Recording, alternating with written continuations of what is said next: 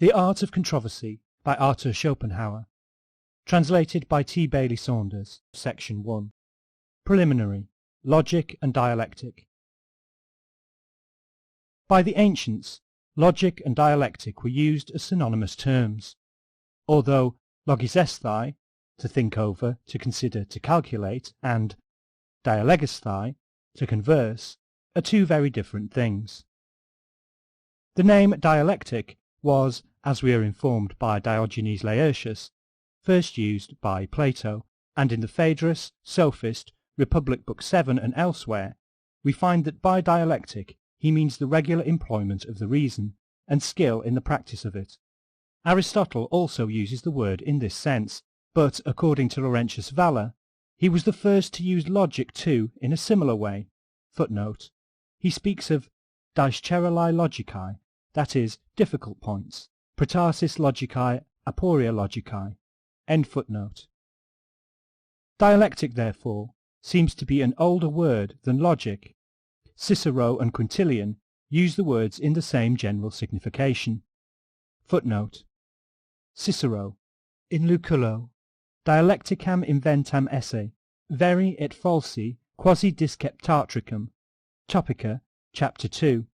Stoici enim judicandi vias diligenta persecuti sunt, eas scientia, quam dialecticam appellant. Quintilian, Book 2, 12. Itaci haec pars dialecticae sive illam disputatricum dicere malimus. And with him this latter word appears to be the Latin equivalent for dialectic. So far according to Petri Rami Dialectica, Ordinari Taliae Praelectionibus Illustra, 1569. End footnote. This use of the words and synonymous terms lasted through the Middle Ages into modern times, in fact until the present day, but more recently, and in particular by Kant, dialectic has often been employed in a bad sense as meaning the art of sophistical controversy, and hence logic has been preferred as of the two the more innocent designation. Nevertheless, both originally meant the same thing, and in the last few years they have again been recognized as synonymous. It is a pity that the words have thus been used from of old, and that I am not quite at liberty to distinguish their meanings. Otherwise I should have preferred to define logic, from logos, word and reason, which are inseparable, as, quote, the science of the laws of thought, that is, of the method of reason, end quote, and dialectic, from dialegesthai, to converse, and every conversation communicates either facts or opinions, that is to say, it is historical or deliberative, as, quote, the art of disputation, end quote, in the modern sense of the word. It is clear, then, that logic deals with a subject of a purely a priori character, separable in definition from experience, namely the laws of thought, the process of reason, or the logos. The laws, that is, which reason follows when it is left to itself and not hindered, as in the case of a solitary thought on the part of a rational being who is in no way misled. Dialectic, on the other hand, would treat of the intercourse between two rational beings who, because they are rational, ought to think in common, but who, as soon as they cease to agree, like two clocks keeping exactly the same time, create a disputation, or intellectual contest. Regarded as purely rational beings, the individuals would, I say, necessarily be in agreement, and their variation springs from the difference essential to individuality. In other words, it is drawn from experience. Logic, therefore, as the science of thought or the science of the process of pure reason, should be capable of being constructed a priori. Dialectic, for the most part, can be constructed only a posteriori. That is to say, we may learn its rules by an experiential knowledge of the disturbance which pure thought suffers through the difference of individuality manifested in the intercourse between two rational beings, and also by acquaintance with the means which disputants adopt in order to make good against one another their own individual thought, and to show that it is pure and objective. For human nature is such that if A and B are engaged in thinking in common, and are communicating their opinions to one another on any subject, so long as it is not a mere fact of history, and A perceives that B's thoughts on one and the same subject are not the same as his own, he does not begin by revising his own process of thinking so as to discover any mistake which he may have made, but he assumes that the mistake has occurred in B's. In other words, man is naturally obstinate, and this quality in him is attended with certain results, treated of in the branch of knowledge which I should like to call dialectic, but which, in order to avoid misunderstanding, I shall call controversial or eristical dialectic. Accordingly, it is the branch of knowledge which treats of the obstinacy natural to man. Eristic is only a harsher name for the same thing. Controversial dialectic is the art of disputing, and of disputing in such a way as to hold one's own, whether one is in the right or the wrong, per fas et nefas. Footnote. According to Diogenes Laertius, volume 28, Aristotle put rhetoric and dialectic together as aiming at persuasion, to pithanon, and analytic and philosophy as aiming at truth. Aristotle does indeed distinguish between 1. Logic or analytic, as the theory or method of arriving at true or apodeictic conclusions, and 2. Dialectic, as the method of arriving at conclusions that are accepted or pass current as true, endoxa, probabilia. Conclusions in regard to which it is not taken for granted that they are false, and also not taken for granted that they are true in themselves, since that is not the point. What is this but the art of being in the right, whether one has any reason for being so or not? In other words, the art of attaining the appearance of truth, regardless of its substance. That is, then, as I put it above, Aristotle divides all conclusions into logical and dialectical in the manner described, and then into eristical. 3. Eristic is the method by which the form of the conclusion is correct, but the premises, the materials from which it is drawn, are not true, but only appear to be true. Finally, 4. Sophistic is the method in which the form of the conclusion is false, although it seems correct. These three last properly belong to the art of controversial dialectic, as they have no objective truth in view, but only the appearance of it, and pay no regard to truth itself. That is to say, they aim at victory. Aristotle's book on sophistic conclusions was edited apart from the others, and at a later date. It was the last book of his dialectic. End footnote. A man may be objectively in the right, and nevertheless, in the eyes of bystanders, and sometimes in his own, he may come off worst. For example, I may advance a proof of some assertion, and my adversary may refute the proof, and thus appear to have refuted the assertion, for which there may nevertheless be other proofs. In this case, of course, my adversary and I change places. He comes off best, although as a matter of fact he is in the wrong. If the reader asks how this is, I reply that it is simply the natural baseness of human nature. If human nature were not base, but thoroughly honourable, we should in every debate have no other aim than the discovery of truth. We should not in the least care whether the truth proved to be in favour of the opinion which we had begun by expressing, or of the opinion of our adversary. That we should regard as a matter of no moment, or at any rate a very secondary consideration. But as things are, it is the main concern. Our innate vanity, which is particularly sensitive in reference to our intellectual powers, will not suffer us to allow that our first position was wrong and our adversary's right. The way out of this difficulty would be simply to take the trouble always to form a correct judgment. For this a man would have to think before he spoke, but with most men innate vanity is accompanied by loquacity and innate dishonesty. They speak before they think, and even though they may afterwards perceive that they are wrong, and that what they assert is false, they want it to seem the contrary. The interest in truth, which may be presumed to have been their only motive when they started the proposition alleged to be true, now gives way to the interests of vanity, and so for the sake of vanity, what is true must seem false, and what is false must seem true. However, this very dishonesty this persistence in a proposition which seems false even to ourselves, has something to be said for it. It often happens that we begin with the firm conviction of the truth of our statement, but our opponent's argument appears to refute it. Should we abandon our position at once, we may discover later on that we were right after all. The proof we offered was false, but nevertheless there was a proof for our statement which was true. The argument which would have been our salvation did not occur to us at the moment. Hence we make it a rule to attack a counter-argument, even though to all appearances it is true and forcible, in the belief that its truth is only superficial, and that in the course of the dispute another argument will occur to us by which we may upset it, or succeed in confirming the truth of our statement. In this way we are almost compelled to become dishonest, or at any rate the temptation to do so is very great. Thus it is that the weakness of our intellect and the perversity of our will lend each other mutual support, and that, generally, a disputant fights not for truth, but for his proposition, as though it were a battle pro aris et focis. He sets to work per fas et nefas. Nay, as we have seen, he cannot easily do otherwise.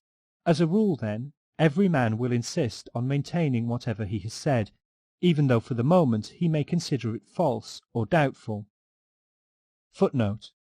Machiavelli recommends his prince to make use of every moment that his neighbour is weak, in order to attack him, as otherwise his neighbour may do the same. If honour and fidelity prevailed in the world, it would be a different matter, but as these are qualities not to be expected, a man must not practise them himself, because he will meet with a bad return. It is just the same in a dispute. If I allow that my opponent is right as soon as he seems to be so, it is scarcely probable that he will do the same when the position is reversed, and as he acts wrongly, I am compelled to act wrongly too. It is easy to say that we must yield to truth without any prepossession in favour of our own statements, but we cannot assume that our opponent will do it, and therefore we cannot do it either. Nay, if I were to abandon the position on which I had previously bestowed much thought, as soon as it appeared that he was right, it might easily happen that I might be misled by a momentary impression, and give up the truth in order to accept an error. End footnote. To some extent every man is armed against such a procedure by his own cunning and villainy. He learns by daily experience, and thus comes to have his own natural dialectic, just as he has his own natural logic. But his dialectic is by no means as safe a guide as his logic. It is not so easy for anyone to think or draw an inference contrary to the laws of logic. False judgments are frequent, false conclusions are rare. A man cannot easily be deficient in natural logic, but he may very easily be deficient in natural dialectic, which is a gift apportioned in unequal measure. In so far, natural dialectic resembles the faculty of judgment, which differs in degree with every man, while reason, strictly speaking, is the same. For it often happens that in a matter in which a man is really in the right, he is confounded or refuted by merely superficial arguments, and if he emerges victorious from a contest, he owes it very often not so much to the correctness of his judgment in stating his proposition, as to the cunning and address with which he defended it. Here, as in all other cases, the best gifts are born with a man. Nevertheless, much may be done to make him a master of this art by practice, and also by a consideration of the tactics which may be used to defeat an opponent, or which he uses himself for a similar purpose. Therefore, even though logic may be of no very real practical use, dialectic may certainly be so, and Aristotle too seems to me to have drawn up his logic proper, or analytic, as a foundation and preparation for his dialectic, and to have made this his chief business. Logic is concerned with the mere form of propositions, dialectic with their contents or matter, in a word, with their substance. It was proper, therefore, to consider the general form of all propositions before proceeding to particulars.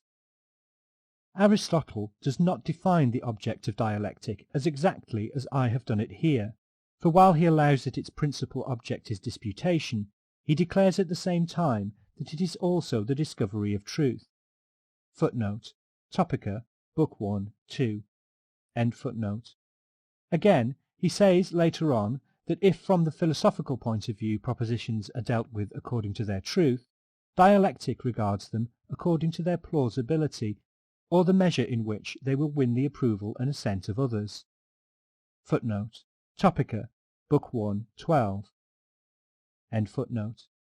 He is aware that the objective truth of a proposition must be distinguished and separated from the way in which it is pressed home and approbation won for it, but he fails to draw a sufficiently sharp distinction between these two aspects of the matter, so as to reserve dialectic for the latter alone. Footnote. On the other hand, in his book De Sophisticis Elenchis, he takes too much trouble to separate dialectic from sophistic and eristic, where the distinction is said to consist in this, that dialectical conclusions are true in their form and their contents, while sophistical and eristical conclusions are false. Eristic so far differs from sophistic, that while the master of eristic aims at mere victory, the sophist looks to the reputation, and with it the monetary rewards which he will gain. But whether a proposition is true in respect of its contents is far too uncertain a matter to form the foundation of the distinction in question, and it is a matter on which the disputant, least of all, can arrive at certainty. Nor is it disclosed in any very sure form, even by the result of the disputation. Therefore, when Aristotle speaks of dialectic, we must include in it sophistic, eristic, and peirastic, and define it as, quote, the art of getting the best of it in a dispute, end quote, in which unquestionably the safest plan is to be in the right to begin with. But this in itself is not enough in the existing disposition of mankind, and on the other hand, with the weakness of the human intellect, it is not altogether necessary.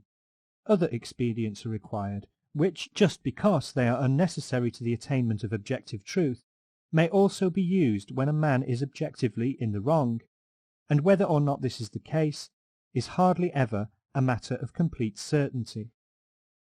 I am of opinion, therefore, that a sharper distinction should be drawn between dialectic and logic than Aristotle has given us, that to logic we should assign objective truth as far as is merely formal, and that dialectic should be confined to the art of gaining one's point, and contrarily, that sophistic and eristic should not be distinguished from dialectic in Aristotle's fashion, since the difference which he draws rests on objective and material truth, and in regard to what this is, we cannot attain any clear certainty before discussion, but we are compelled, with Pilate, to ask, what is truth? For truth is in the depths. En butho hai haletheia, a saying of Democritus, Diogenes Laertius, 972. Two men often engage in a warm dispute, and then return to their homes, each of the other's opinion, which he has exchanged for his own. It is easy to say that in every dispute we should have no other aim than the advancement of truth, but before dispute no one knows where it is, and through his opponent's arguments and his own, a man is misled. End footnote. The rules which he often gives for dialectic contain some of those which properly belong to logic, and hence it appears to me that he has not provided a clear solution of the problem. We must always keep the subject of one branch of knowledge quite distinct from that of any other. To form a clear idea of the province of dialectic, we must pay no attention to objective truth, which is an affair of logic. We must regard it simply as the art of getting the best of it in a dispute, which, as we have seen, is all the easier if we are actually in the right. In itself, dialectic has nothing to do but show how a man may defend himself against attacks of every kind, and especially against dishonest attacks, and in the same fashion how he may attack another man's statement without contradicting himself, or generally without being defeated. The discovery of objective truth must be separated from the art of winning acceptance for propositions, for objective truth is an entirely different matter. It is the business of sound judgment, reflection, and experience, for which there is no special art. Such, then, is the aim of dialectic. It has been defined as the logic of appearance, but the definition is a wrong one, as in that case it could only be used to repel false propositions. But even when a man has the right on his side, he needs dialectic in order to defend and maintain it. He must know what the dishonest tricks are in order to meet them. Nay, he must often make use of them himself so as to beat the enemy with his own weapons.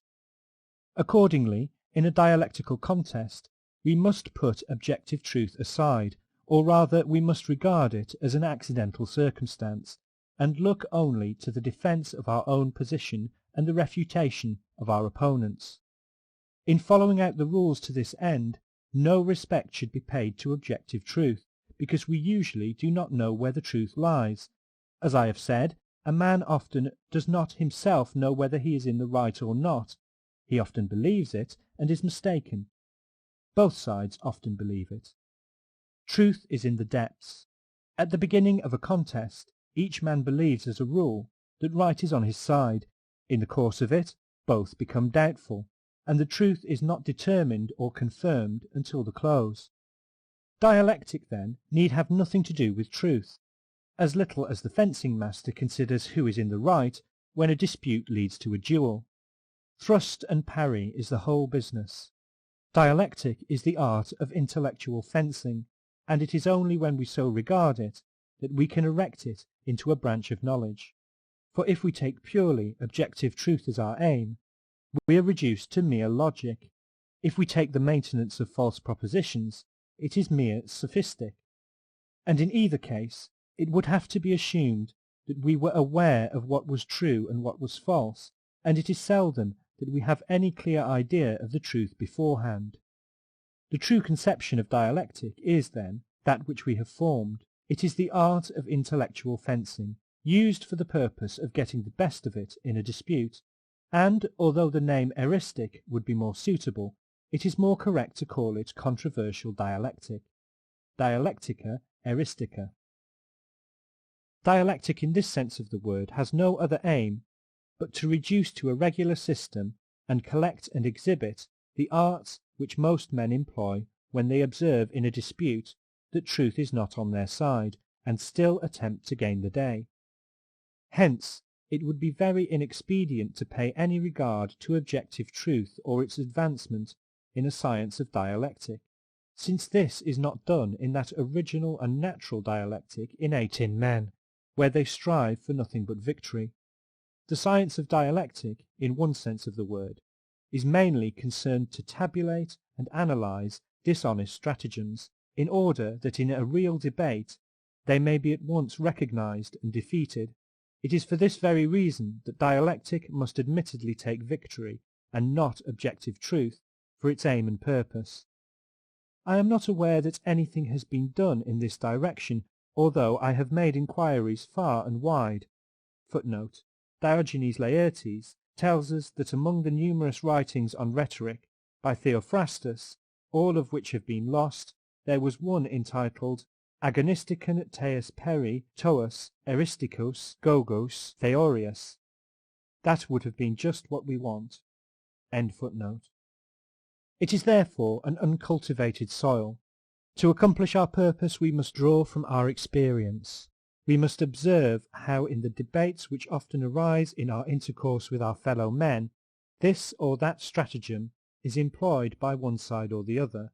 By finding out the common elements in tricks repeated in different forms, we shall be enabled to exhibit certain general stratagems which may be advantageous, as well for our own use, as for frustrating others if they use them. What follows is to be regarded as a first attempt. End of Section 1.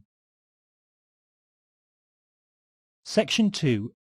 The basis of all dialectic. First of all, we must consider the essential nature of every dispute, what it is that really takes place in it. Our opponent has stated a thesis, or we ourselves. It is all one. There are two modes of refuting it, and two courses that we may pursue. 1. The modes are 1. Ad rem, 2. Ad hominem, or ex concessis. That is to say, we may show either that the proposition is not in accordance with the nature of things, i.e. with absolute objective truth, or that it is inconsistent with other statements or admissions of our opponent, i.e. with truth as it appears to him.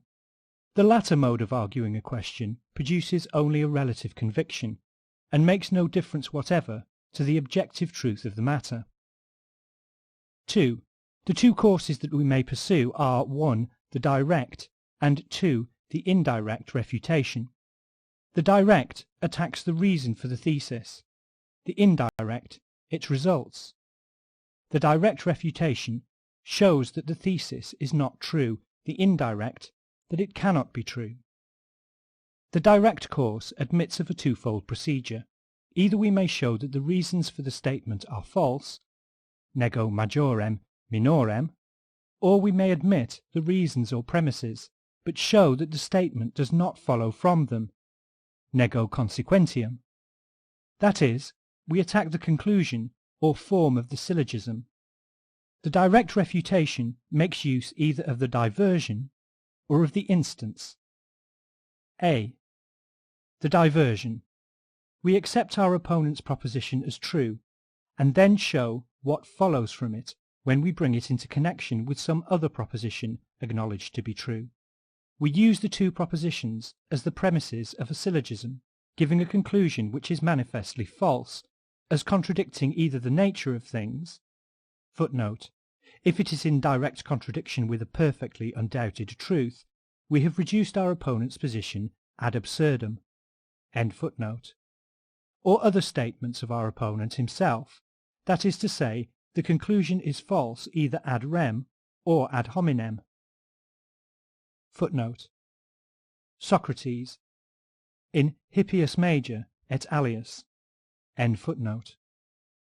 Consequently, our opponent's proposition must have been false, for while true premises can give only a true conclusion, false premises need not always give a false one. B. The instance, or the example to the contrary.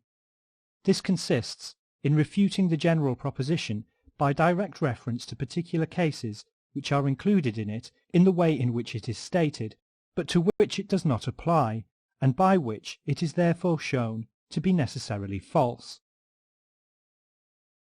Such is the framework or skeleton of all forms of disputation, for to this every kind of controversy may be ultimately reduced. The whole of a controversy may, however, actually proceed in the manner described, or only appear to do so, and it may be supported by genuine or spurious arguments. It is just because it is not easy to make out the truth in regard to this matter that debates are so long and so obstinate.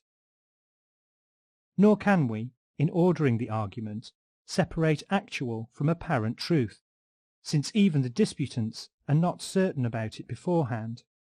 Therefore I shall describe the various tricks or stratagems without regard to questions of objective truth or falsity, for that is a matter on which we have no assurance, and which cannot be determined previously. Moreover, in every disputation or argument on any subject, we must agree about something, and by this, as a principle, we must be willing to judge the matter in question.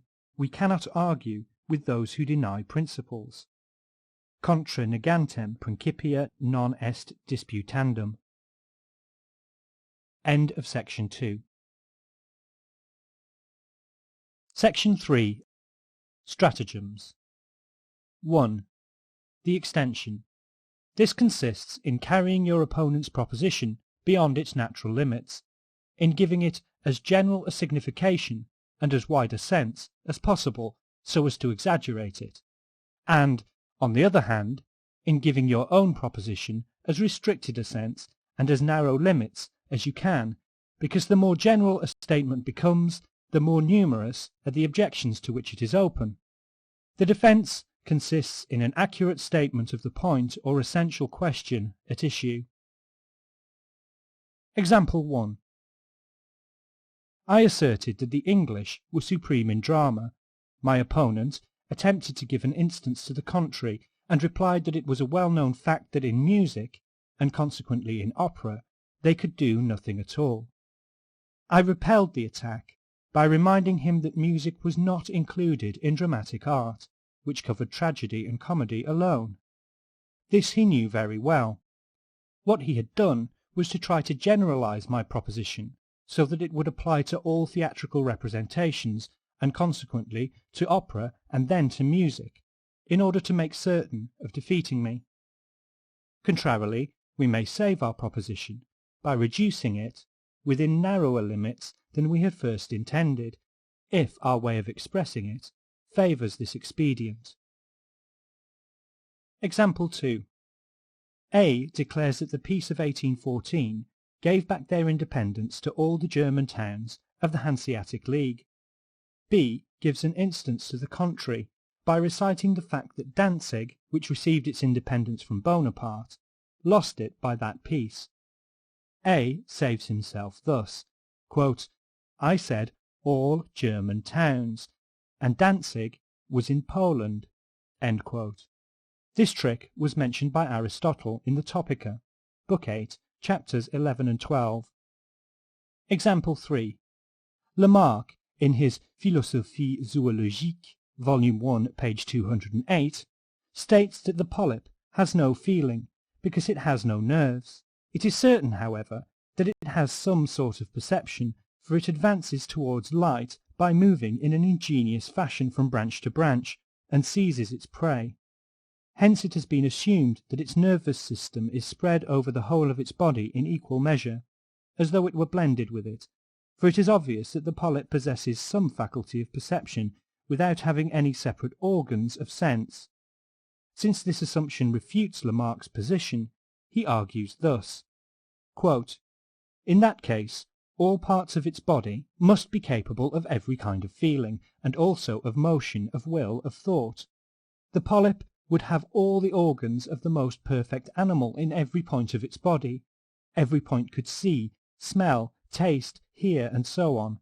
Nay, it could think, judge, and draw conclusions. Every particle of its body would be a perfect animal, and it would stand higher than man, as every part of it would possess all the faculties which man possesses, only in the whole of him.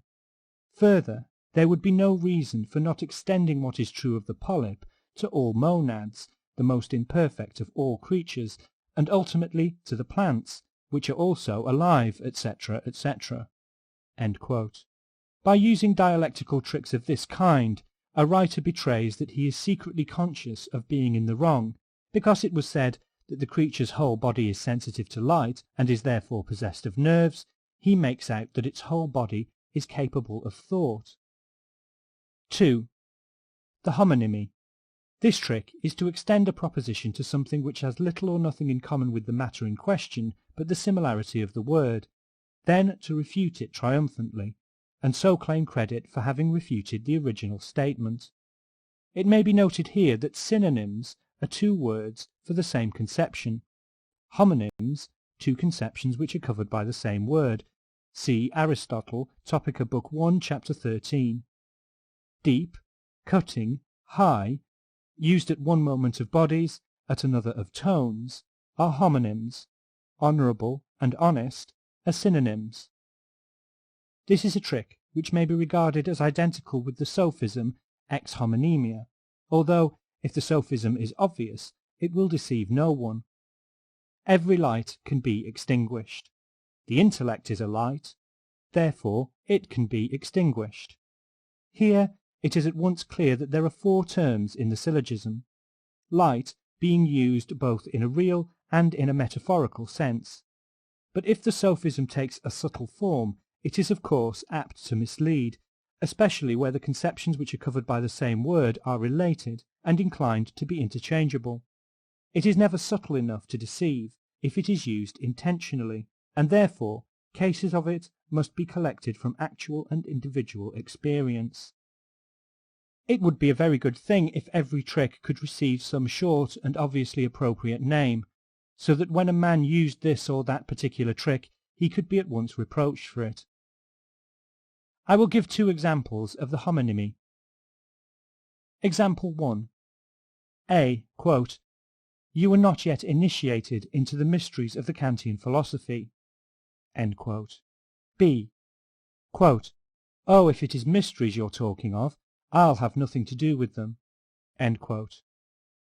Example 2. I condemned the principle involved in the word honour as a foolish one, for, according to it, a man loses his honour by receiving an insult, which he cannot wipe out unless he replies with a still greater insult, or by shedding his adversary's blood, or his own. I contended that a man's true honour cannot be outraged by what he suffers, but only and alone by what he does, for there is no saying what may befall any one of us. My opponent immediately attacked the reason I had given, and triumphantly proved to me that when a tradesman was falsely accused of misrepresentation, dishonesty, or neglect in his business, it was an attack upon his honour, which in this case was outraged solely by what he suffered, and that he could only retrieve it by punishing his aggressor and making him retract. Here, by a homonymy, he was foisting civic honour, which is otherwise called good name, and which may be outraged by libel and slander, onto the conception of knightly honour, also called point d'honneur, which may be outraged by an insult. And since an attack on the former cannot be disregarded but must be repelled by public disproof, so, with the same justification, an attack on the latter must not be disregarded either, but it must be defeated by still greater insult and a duel. Here we have a confusion of two essentially different things through the homonymy in the word honour, and a consequent alteration of the point in dispute. 3. Another trick is to take a proposition which is laid down relatively and in reference to some particular matter, as though it were uttered with a general or absolute application, or at least to take it in some quite different sense, and then refute it. Aristotle's example is as follows: a Moor is black, but in regard to his teeth he is white. Therefore he is black and not black at the same moment. This is an obvious sophism, which will deceive no one. Let us contrast it with one drawn from actual experience. In talking of philosophy, I admitted that my system upheld the Quietists, and commended them. Shortly afterwards the conversation turned upon Hegel, and I maintained that his writings were mostly nonsense, or at any rate that there were many passages in them where the author wrote the words, and it was left to the reader to find a meaning for them. My opponent did not attempt to refute this assertion ad rem, but contented himself by advancing the Argumentum Ad Hominem, and telling me that I had just been praising the Quietists, and that they had written a good deal of nonsense too. This I admitted, but by way of correcting him, I said that I had praised the Quietists not as philosophers and writers, that is to say, for their achievements in the sphere of theory, but only as men, and for their conduct in mere matters of practice, and that in Hegel's case we were talking of theories. In this way I parried the attack. The first three tricks are of a kindred character. They have this in common, that something different is attacked from that which was asserted. It would therefore be an ignoratio elenchi to allow oneself to be disposed of in such a manner. For in all the examples I have given, what the opponent says is true, but it stands in apparent, and not in real, contradiction with the thesis. All that the man whom he is attacking has to do is to deny the validity of his syllogism, to deny, namely, the conclusion which he draws, that because his proposition is true, ours is false. In this way his refutation is itself directly refuted by a denial of his conclusion, per negationem consequentiae. Another trick is to refuse to admit true premises because of a foreseen conclusion. There are two ways of defeating it, incorporated in the next two sections. 4. If you want to draw a conclusion, you must not let it be foreseen, but you must get the premises admitted one by one, unobserved, mingling them here and there in your talk. Otherwise your opponent will attempt all sorts of chicanery, or, if it is doubtful whether your opponent will admit them, you must advance the premises of these premises. That is to say, you must draw up pro-syllogisms, and get the premises of several of them admitted in no definite order. In this way you conceal your game until you have obtained all the admissions that are necessary, and so reach your goal by making a circuit. These rules are given by Aristotle in his Topica, Book 8, Chapter 1. It is a trick which needs no illustration. 5. To prove the truth of a proposition, you may also employ previous propositions that are not true, should your opponent refuse to admit the true ones, either because he fails to perceive their truth, or because he sees that the thesis immediately follows from them. In that case, the plan is to take the propositions which are false in themselves, but true for your opponent, and argue from the way in which he thinks, that is to say, ex concessis, for a true conclusion may follow from false premises, but not vice versa. In the same fashion, your opponent's false propositions may be refuted by other false propositions which he, however, takes to be true, for it is with him that you have to do, and you must use the thoughts that he uses. For instance, if he is a member of some sect to which you do not belong, you may employ the declared opinions of this sect against him as principles. Footnote. Aristotle, Topica, Book 8, Chapter 2. End footnote. 6. Another plan is to beg the question in disguise by postulating what has to be proved, either 1. Under another name, for instance, good repute instead of honour, virtue instead of virginity, etc., or by using such convertible terms as red-blooded animals and vertebrates, or 2. By making a general assumption covering the particular point in dispute, for instance, maintaining the uncertainty of medicine by postulating the uncertainty of all human knowledge. 3. If, vice versa, two things follow one from the other, and one is to be proved, you may postulate the other. 4. If a general proposition is to be proved, you may get your opponent to admit every one of the particulars. This is the converse of the second. Footnote. Aristotle, Topica, Book 8, Chapter 11. The last chapter of this work contains some good rules for the practice of dialectics. End footnote. 7. Should the disputation be conducted on somewhat strict and formal lines, and there be a desire to arrive at a very clear understanding, he who states the proposition and wants to prove it may proceed against his opponent by question in order to show the truth of the statement from his admissions. The erotomatic or Socratic method was especially in use amongst the ancients, and this and some of the tricks following later are akin to it. Footnote. They are all a free version of Chapter 15 of Aristotle's De Sophistici Elenchis. End footnote. The plan is to ask a great many wide-reaching questions at once, so as to hide what you want to get admitted, and, on the other hand, quickly propound the argument resulting from the admissions, for those who are slow of understanding cannot follow accurately, and do not notice any mistakes or gaps there may be in the demonstration. 8. This trick consists in making your opponent angry, for when he is angry he is incapable of judging aright and perceiving where his advantage lies. You can make him angry by doing him repeated injustice, or practicing some kind of chicanery, and being generally insolent. 9. Or you may put questions in an order different from that which the conclusion to be drawn from them requires, and transpose them, so as not to let him know at what you are aiming. He can then take no precautions. You may also use his answers for different or even opposite conclusions according to their character. This is akin to the trick of masking your procedure. 10. If you observe that your opponent designedly returns a negative answer to the questions which, for the sake of your proposition, you want him to answer in the affirmative, you must ask the converse of the proposition, as though it were that which you are anxious to see affirmed, or, at any rate, you may give him his choice of both, so that he may not perceive which of them you are asking him to affirm.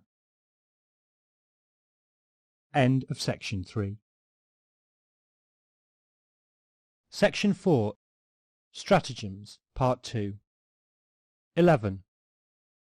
If you make an induction, and your opponent grants you the particular cases by which it is to be supported, you must refrain from asking him if he also admits the general truth which issues from the particulars, but introduce it afterwards as a settled and admitted fact, for in the meanwhile he will himself come to believe that he has admitted it, and the same impression will be received by the audience, because they will remember the many questions as to the particulars, and suppose that they must, of course, have attained their end.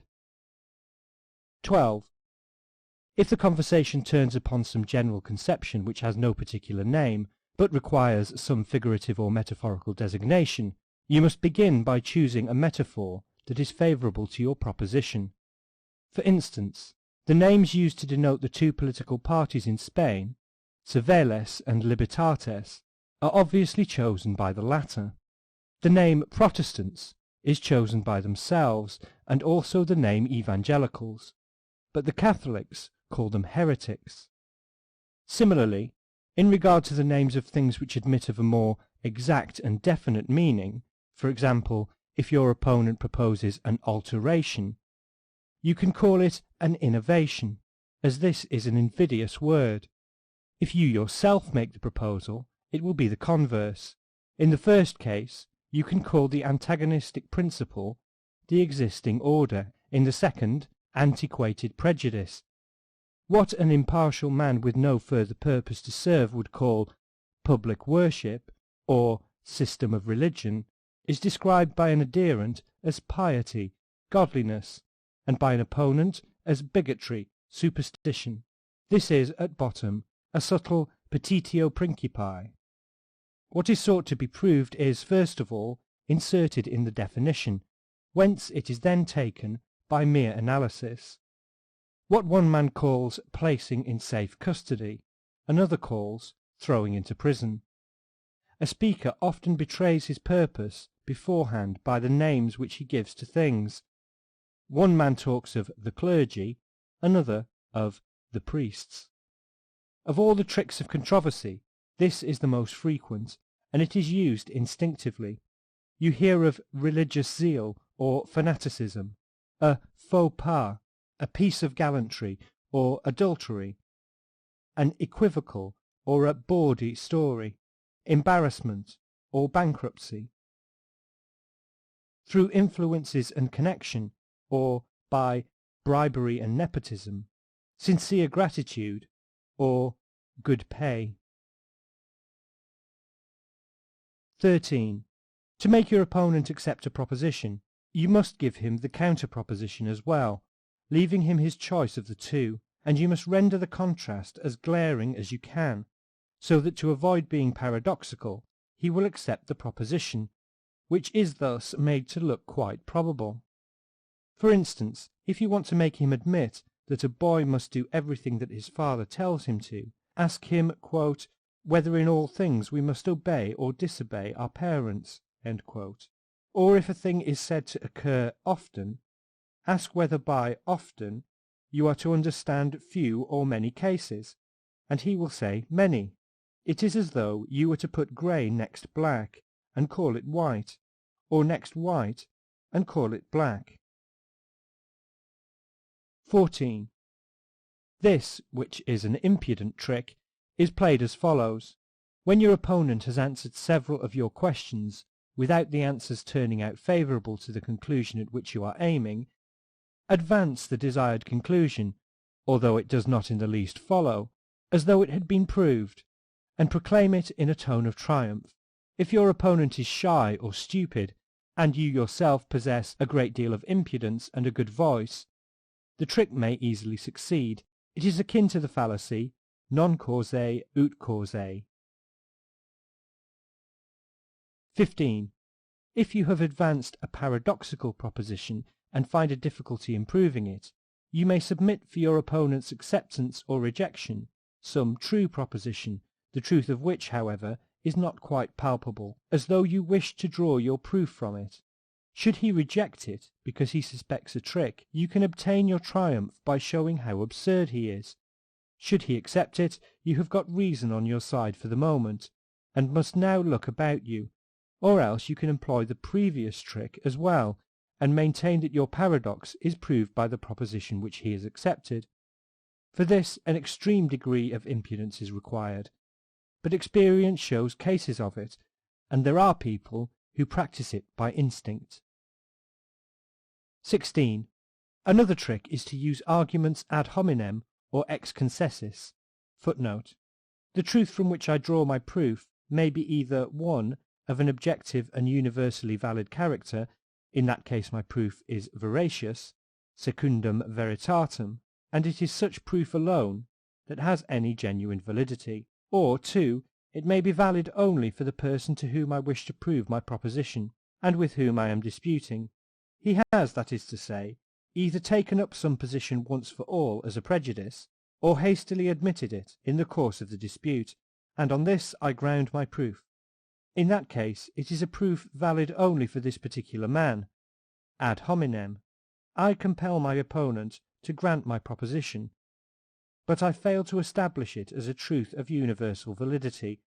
My proof avails for my opponent alone, but for no one else. For example, if my opponent is a devotee of Kant's, and I grant my proof on some utterance of that philosopher, it is a proof which in itself is only ad hominem. If he is a Mohammedan, I may prove my point by reference to a passage in the Koran, and that is sufficient for him, but here it is only a proof ad hominem. End footnote.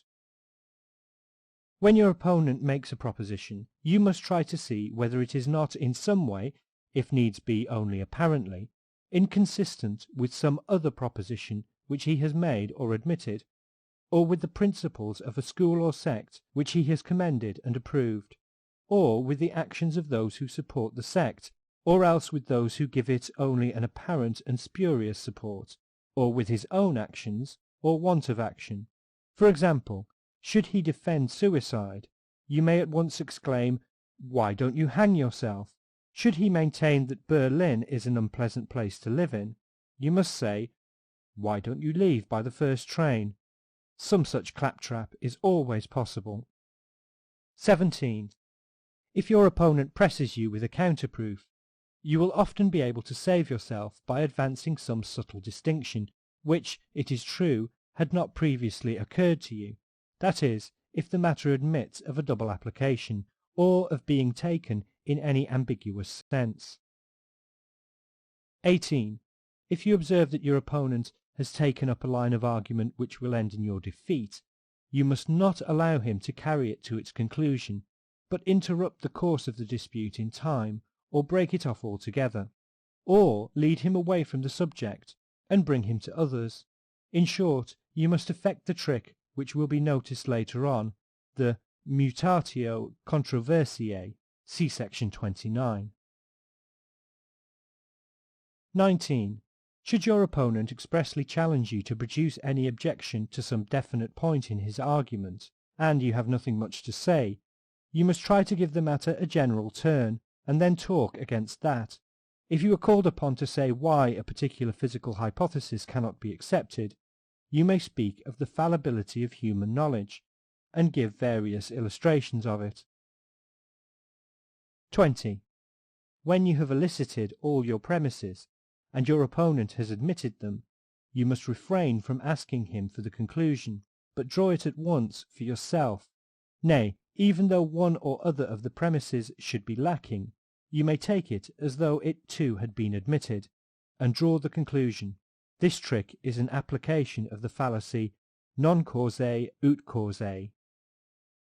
End of section 4. Section 5. 21.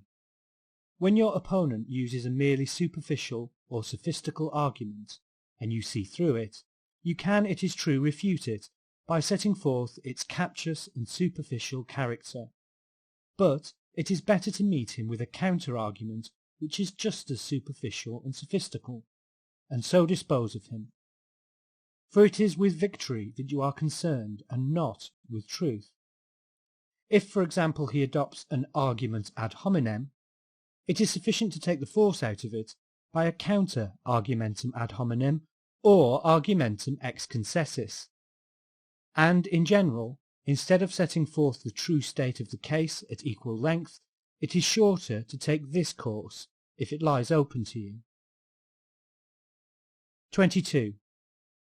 If your opponent requires you to admit something from which the point in dispute will immediately follow, you must refuse to do so, declaring that it is a petitio principi. For he and the audience will regard a proposition which is near akin to the point in dispute as identical with it, and in this way you will deprive him of his best argument. 23. Contradiction and contention irritate a man into exaggerating his statement. By contradicting your opponent, you may drive him into extending beyond its proper limits a statement which, at all events within those limits and in itself, is true. And when you refute this exaggerated form of it, you look as though you had also refuted his original statement. Contrarily, you must take care not to allow yourself to be misled by contradictions into exaggerating or extending a statement of your own. It will often happen that your opponent will himself directly try to extend your statement further than you meant it. Here you must at once stop him and bring him back to the limits which you set up. That's what I said, and no more. 24. This trick consists in stating a false syllogism. Your opponent makes a proposition, and by false inference and distortion of his ideas, you force from it other propositions, which it does not contain, and he does not in the least mean, nay, which are absurd or dangerous. It then looks as if his proposition gave rise to others which are inconsistent either with themselves or with some other acknowledged truth, and so it appears to be indirectly refuted. This is the diversion, and it is another application of the fallacy non causae ut causae. 25. This is a case of the diversion by means of an instance to the contrary. With an induction, Greek epagoge, a great number of particular instances are required in order to establish it as a universal proposition. But with the diversion, Greek apagoge, a single instance, to which the proposition does not apply, is all that is necessary to overthrow it. This is a controversial method, known as the instance, instantia, Greek, instasis. For example, quote, all ruminants are horned, end quote, is a proposition which may be upset by the single instance of the camel. The instance is a case in which a universal truth is sought to be applied, and something is inserted in the fundamental definition of it, which is not universally true, and by which it is upset. But there is room for mistake, and when this trick is employed by your opponent, you must observe 1. Whether the example which he gives is really true, for there are problems of which the only true solution is that the case in point is not true, for example, many miracles, ghost stories, and so on. And 2. Whether it really comes under the conception of the truth thus stated, for it may only appear to do so, and the matter is one to be settled by precise distinctions. And 3. Whether it is really inconsistent with this conception, for this again may be only an apparent inconsistency. 26. A brilliant move is the retorsio argumenti, or turning of the tables, by which your opponent's argument is turned against himself. He declares, for instance, quote, so-and-so is a child, you must make allowance for him, end quote. You retort, quote, just because he is a child, I must correct him, otherwise he will persist in his bad habits, end quote. 27. Should your opponent surprise you by becoming particularly angry at an argument, you must urge it with all the more zeal, not only because it is a good thing to make him angry, but because it may be presumed that you have here put your finger on the weak side of his case, and that just here he is more open to attack than even for the moment you perceive. 28.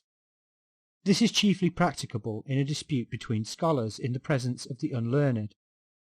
If you have no argument ad rem, and none either ad hominem, you can make one ad auditores.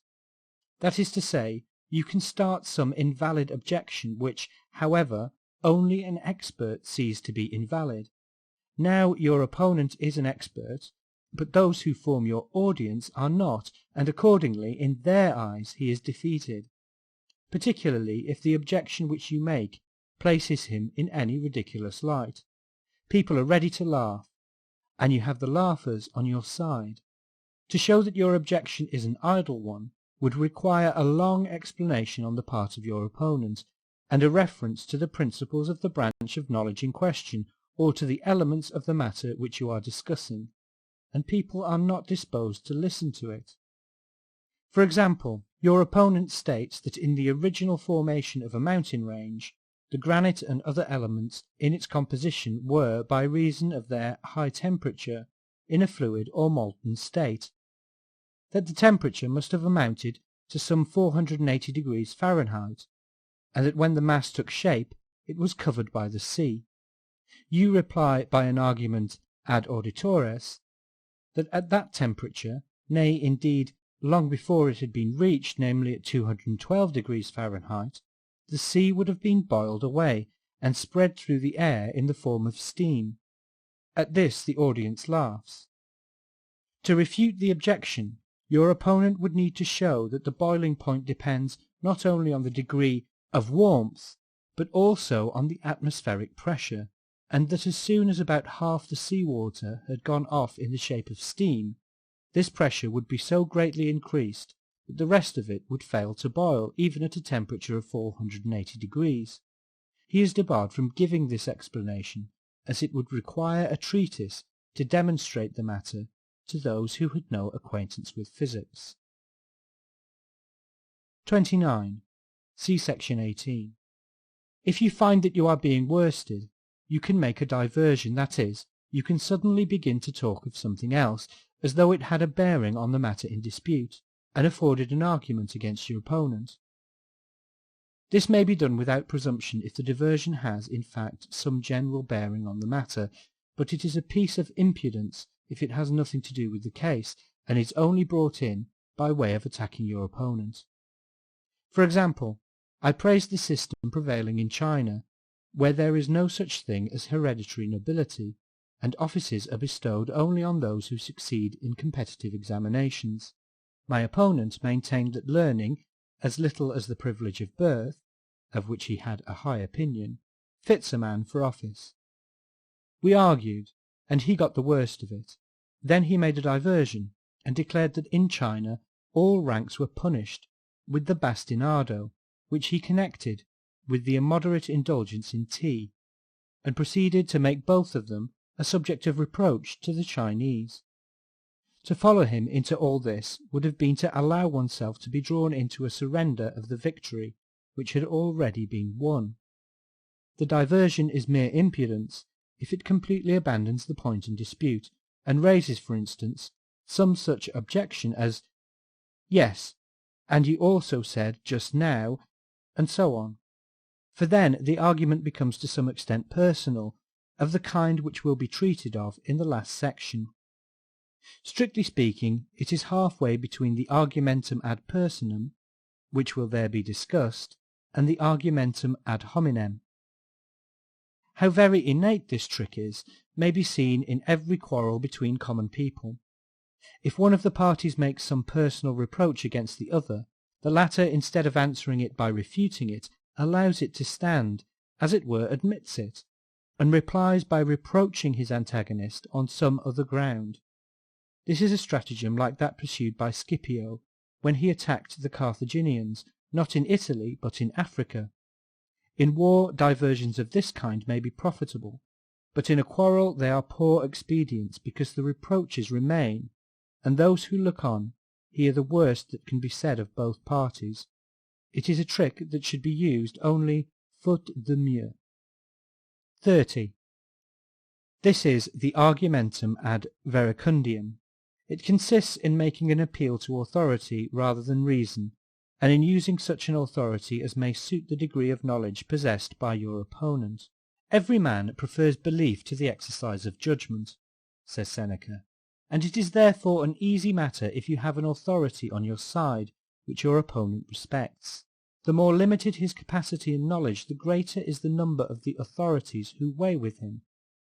But if his capacity and knowledge are of a high order, there are very few, indeed hardly any at all.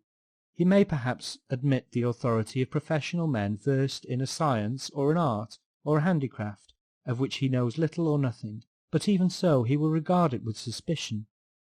Contrarily, ordinary folk have a deep respect for professional men of every kind.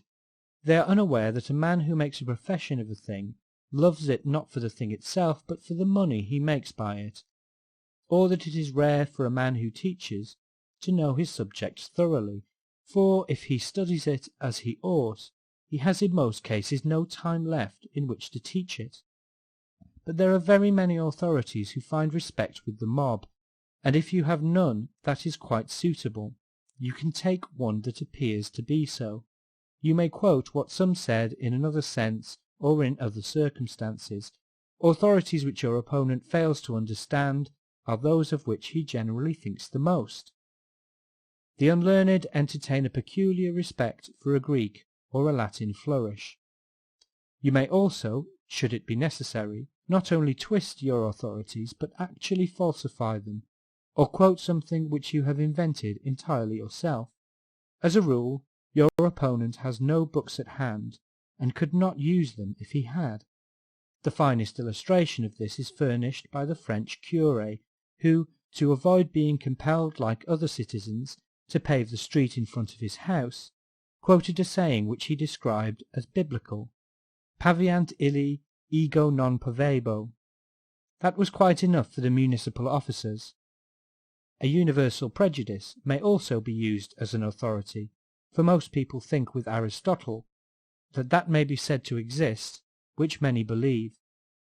There is no opinion, however absurd, which men will not readily embrace as soon as they can be brought to the conviction that it is generally adopted. Example affects their thought just as it affects their action. They are like sheep following the bellwether just as he leads them. They would sooner die than think. It is very curious that the universality of an opinion should have so much weight with people, as their own experience might tell them that its acceptance is an entirely thoughtless and merely imitative process. But it tells them nothing of the kind, because they possess no self-knowledge whatever. It is only the elect who say with Plato, tois polois pola docae, which means that the public has a good many bees in its bonnet, and that it would be a long business to get at them. But, to speak seriously, the universality of an opinion is no proof, nay, it is not even a probability, that the opinion is right. Those who maintain that it is so must assume 1. That length of time deprives a universal opinion of its demonstrative force, as otherwise all the old errors which were once universally held to be true would have to be recalled. For instance, the Ptolemaic system would have to be restored, or Catholicism re-established in all Protestant countries. They must assume, 2, that distance of space has the same effect, otherwise the respective universality of opinion amongst the adherents of Buddhism, Christianity, and Islam will put them in a difficulty. When we come to look into the matter, so-called universal opinion is the opinion of 2 or 3 persons, and we should be persuaded of this if we could see the way in which it really arises. We should find that it is 2 or 3 persons who, in the first instance, accepted it or advanced and maintained it, and of whom people were so good as to believe that they had thoroughly tested it.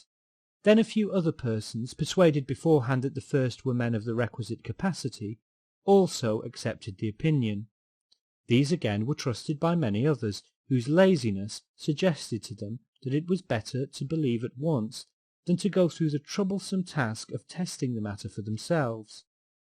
Thus the number of these lazy and credulous adherents grew from day to day, for the opinion had no sooner obtained a fair measure of support than its further supporters attributed this to the fact that the opinion could only have obtained it by the cogency of its arguments. The remainder were then compelled to grant what was universally granted, so as not to pass for unruly persons who resisted opinions which everyone accepted, or pert fellows who thought themselves cleverer than anyone else.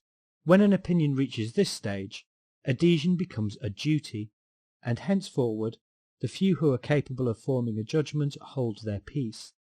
Those who venture to speak are such as are entirely incapable of forming any opinions or any judgment of their own, being merely the echo of others' opinions, and nevertheless they defend them with all the greater zeal and intolerance. For what they hate in people who think differently is not so much the different opinions which they profess, as the presumption of wanting to form their own judgment, a presumption of which they themselves are never guilty, as they are very well aware. In short, there are very few who can think, but every man wants to have an opinion, and what remains but to take it ready-made from others, instead of forming opinions for himself?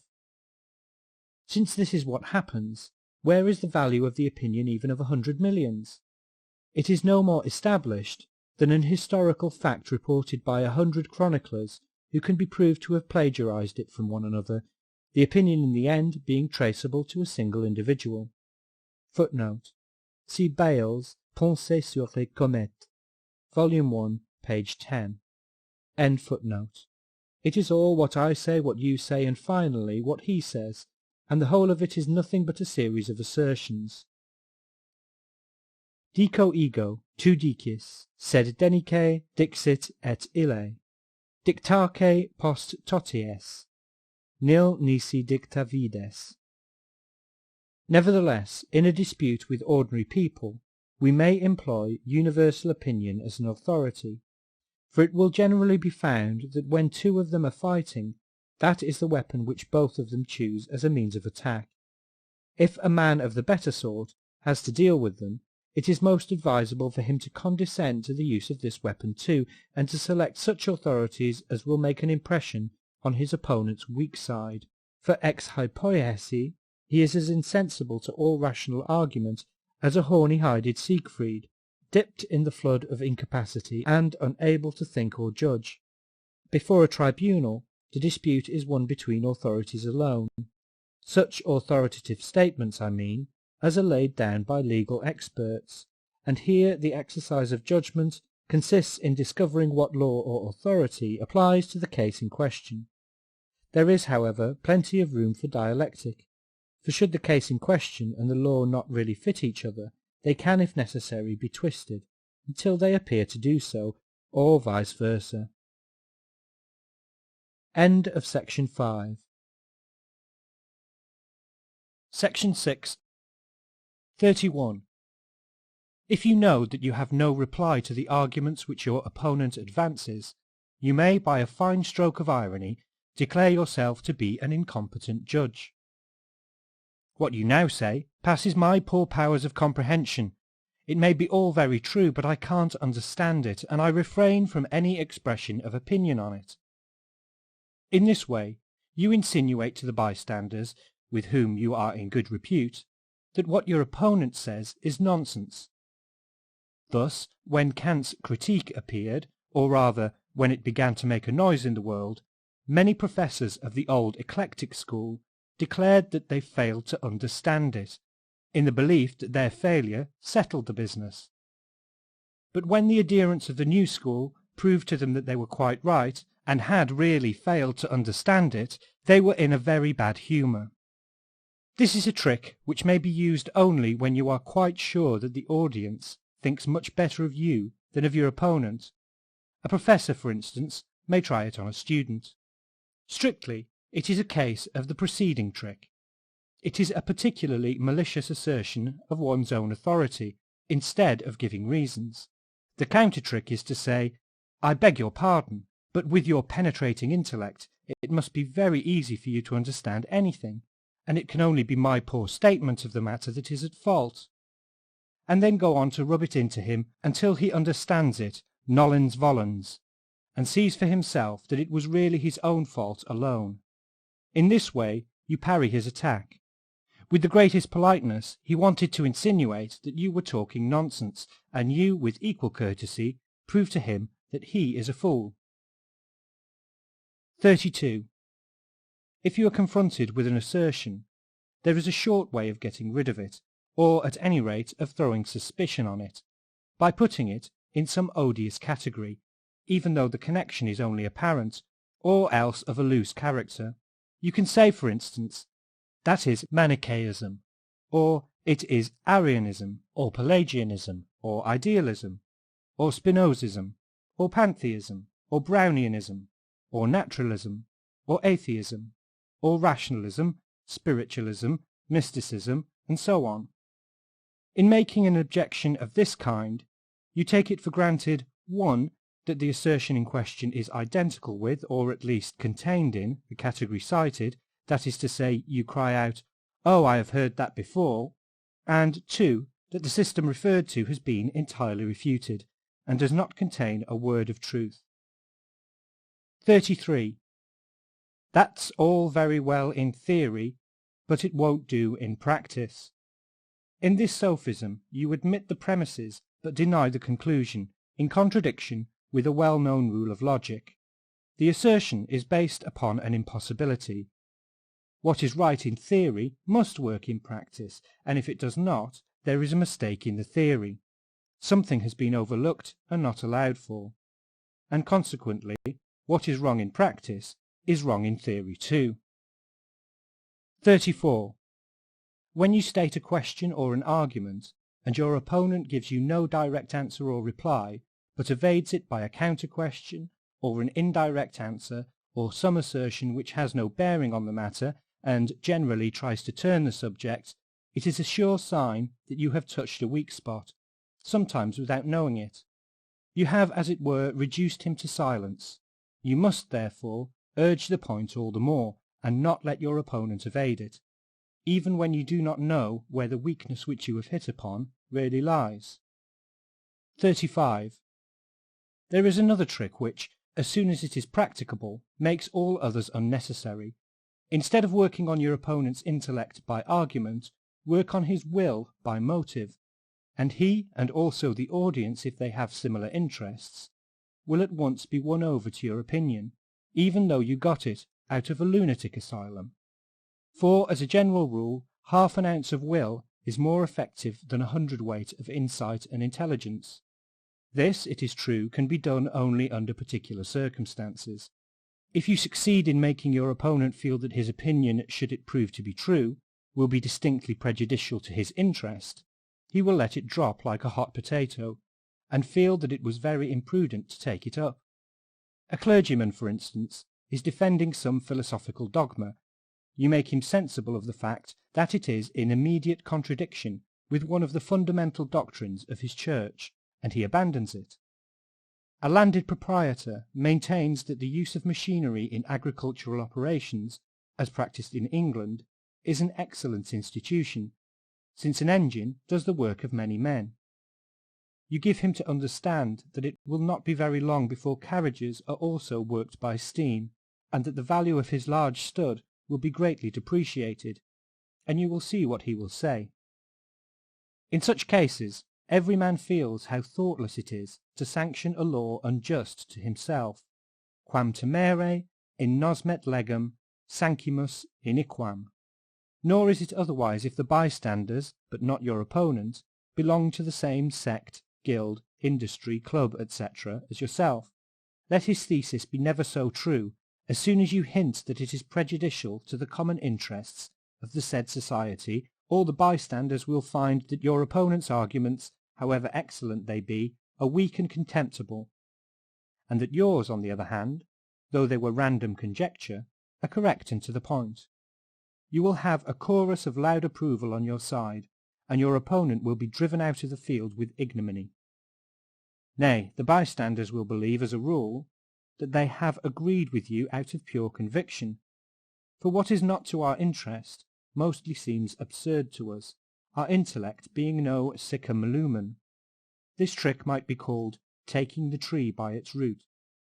Its usual name is the Argumentum Ab Utile. 36. You may also puzzle and bewilder your opponent by mere bombast, and the trick is possible because a man generally supposes that there must be some meaning in words. Gewöhnlich glaubt der Mensch, wenn nur Worte hört. Es müsse sich dabei doch auch was denken lassen. If he is secretly conscious of his own weakness, and accustomed to hear much that he does not understand, and to make as though he did, you can easily impose upon him by some serious fooling that sounds very deep or learned, and deprives him of hearing, sight, and thought, and by giving out that it is the most indisputable proof of what you assert. It is a well-known fact that in recent times some philosophers have practised this trick on the whole of the public with the most brilliant success. But since present examples are odious, we may refer to the Vicar of Wakefield for an old one. 37.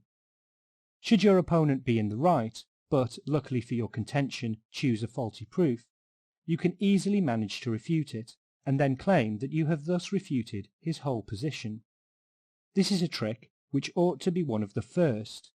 It is, at bottom, an expedient by which an argumentum ad hominem is put forward as an argumentum ad rem. If no accurate proof occurs to him, or to the bystanders, you have won the day. For example, if a man advances the ontological argument, by way of proving God's existence, you can get the best of him, for the ontological argument may easily be refuted. This is the way in which bad advocates lose a good cause, by trying to justify it by an authority which does not fit it, when no fitting one occurs to them. 38. A last trick is to become personal, insulting, rude, as soon as you perceive that your opponent has the upper hand, and that you are going to come off worst. It consists in passing from the subject of dispute, as from a lost game, to the disputant himself, and in some way attacking his person. It may be called the argumentum ad personam, to distinguish it from the argumentum ad hominem, which passes from the objective discussion of the subject, pure and simple, to the statements or admissions which your opponent has made in regard to it. But in becoming personal, you leave the subject altogether and turn your attack to his person, by remarks of an offensive and spiteful character. It is an appeal from the virtues of the intellect to the virtues of the body, or to mere animalism. This is a very popular trick, because everyone is able to carry it into effect, and so it is of frequent application. Now, the question is, what counter-trick avails for the other party? For if he has recourse to the same rule, there will be blows, or a duel, or an action for slander. It would be a great mistake to suppose that it is sufficient not to become personal yourself, for by showing a man quite quietly that he is wrong, and that what he says and thinks is incorrect, a process which occurs in every dialectical victory, you embitter him more than if you used some rude or insulting expression. Why is this? Because, as Hobbes observes, all mental pleasure consists in being able to compare oneself with others to one's own advantage. Nothing is of greater moment to a man than the gratification of his vanity, and no wound is more painful than that which is inflicted on it. Hence such phrases as death before dishonour, and so on. The gratification of vanity arises mainly by comparison of oneself with others, in every respect, but chiefly in respect of one's intellectual powers, and so the most effective and the strongest gratification of it is to be found in controversy. Hence the embitterment of defeat, apart from any question of injustice, and hence recourse to that last weapon, that last trick, which you cannot evade by mere politeness. A cool demeanour may, however, help you here. If, as soon as your opponent becomes personal, you quietly reply, "That has no bearing on the point in dispute," and immediately bring the conversation back to it, and continue to show him that he is wrong, without taking any notice of his insults. Say, as Themistocles said to Eurybiades, "Strike, but hear me," but such demeanour is not given to everyone. Footnote: Elementa philosophica de sive. End footnote. As a sharpening of wits, controversy is often indeed of mutual advantage, in order to correct one's thoughts and awaken new views. But in learning and in mental power, both disputants must be tolerably equal.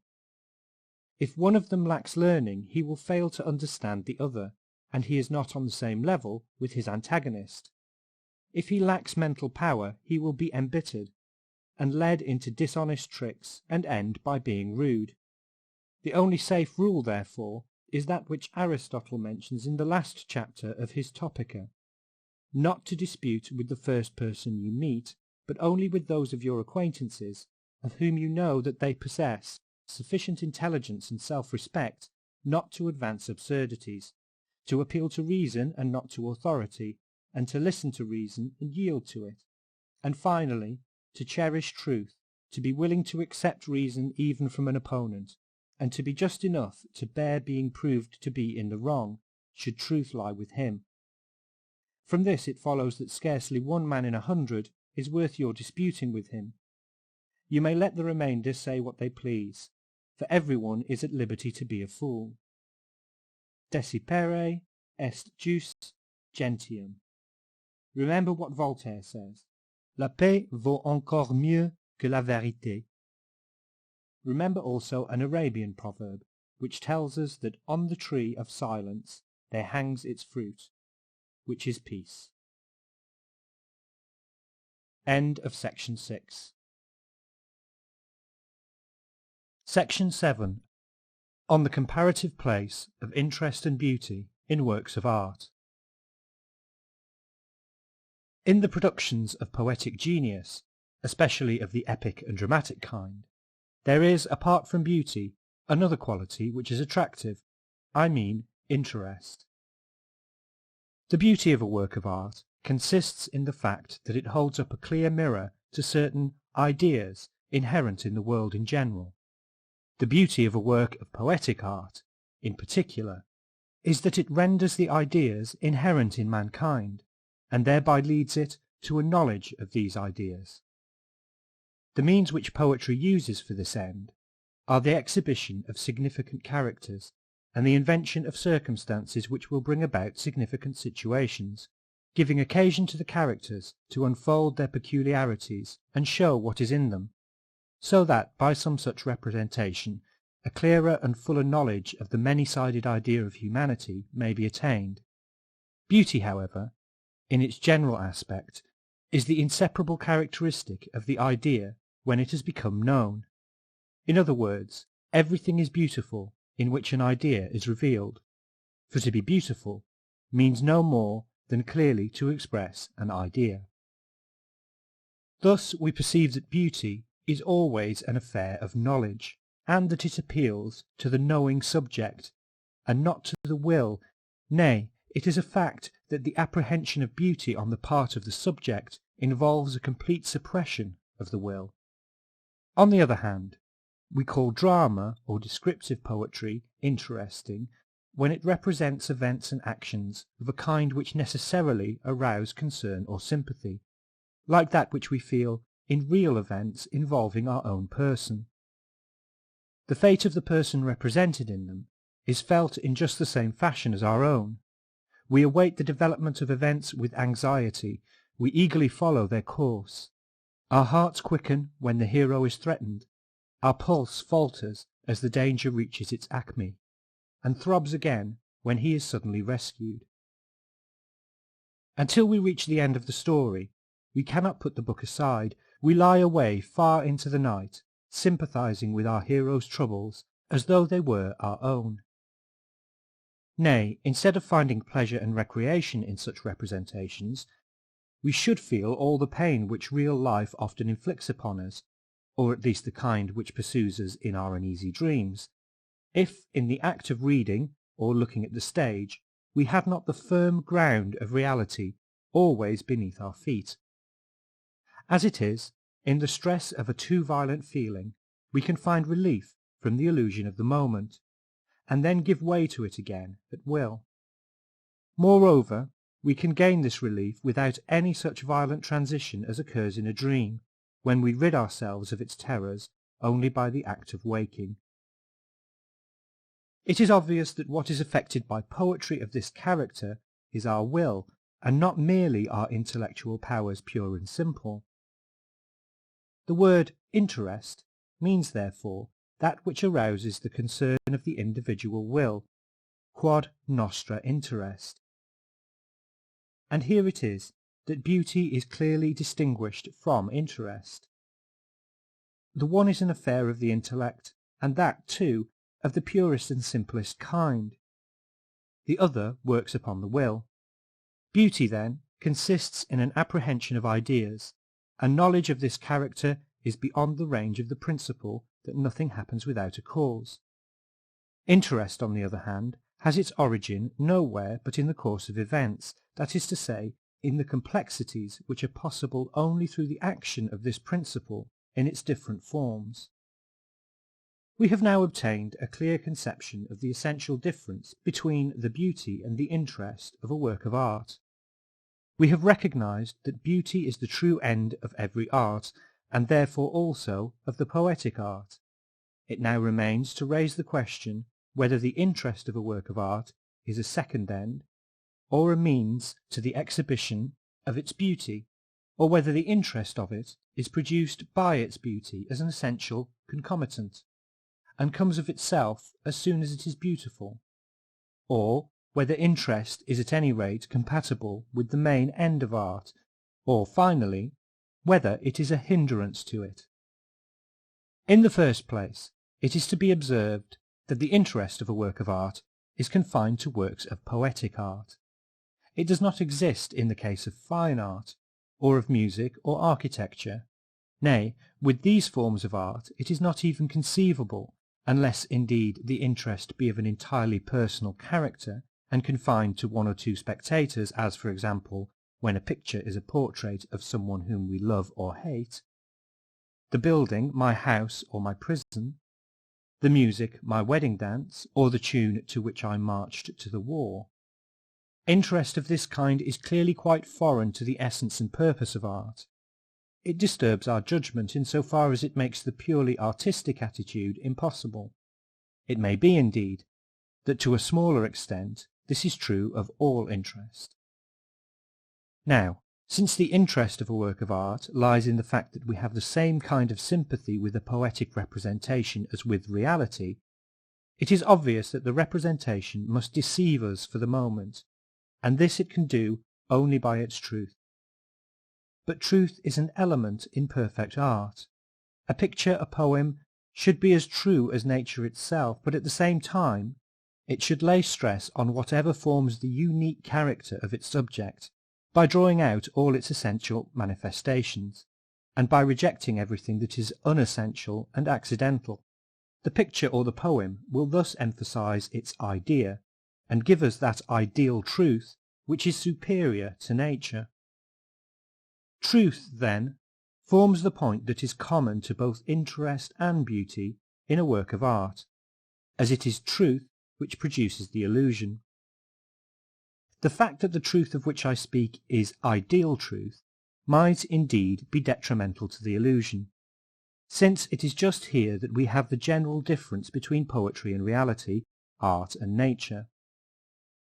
But since it is possible for reality to coincide with the ideal, it is not actually necessary that this difference should destroy the illusion. In the case of fine arts, there is, in the range of the means which art adopts, a certain limit, and beyond it illusion is impossible. Sculpture, that is to say, gives us mere colourless form. Its figures are without eyes and without movement, and painting provides us with no more than a single view, enclosed within strict limits, which separate the picture from the adjacent reality. Here, then, there is no room for illusion, and consequently none for that interest or sympathy which resembles the interest we have in reality. The will is at once excluded, and the object alone is presented to us in a manner that frees it from any personal concern. It is a highly remarkable fact that a spurious kind of fine art oversteps these limits, produces an illusion of reality, and arouses our interest, but at the same time it destroys the effect which fine art produces, and serves as nothing but a mere means of exhibiting the beautiful, that is, communicating a knowledge of the ideas which it embodies. I refer to waxwork. Here, we might say, is the dividing line which separates it from the province of fine art. When waxwork is properly executed, it produces a perfect illusion, but for that very reason we approach a wax figure as we approach a real man, who, as such, is for the moment an object presented to our will. That is to say, he is an object of interest. He arouses the will, and consequently stills the intellect. We come up to a wax figure with the same reserve and caution as a real man would inspire in us. Our will is excited, it waits to see whether he is going to be friendly to us, or the reverse, fly from us or attack us. In a word, it expects some action of him. But as the figure, nevertheless, shows no sign of life, it produces the impression which is so very disagreeable, namely of a corpse. This is a case where the interest is of the most complete kind, and yet where there is no work of art at all. In other words, interest is not in itself a real end of art. The same truth is illustrated by the fact that even in poetry it is only the dramatic and descriptive kind to which interest attaches. For if interest were, with beauty, the aim of art, poetry of the lyrical kind would for that very reason not take half so great a position as the other two. In the second place, if interest were a means in the production of beauty, every interesting work would also be beautiful. That, however, is by no means the case. A drama or a novel may often attract us by its interest, and yet be so utterly deficient in any kind of beauty that we are afterwards ashamed of having wasted our time on it.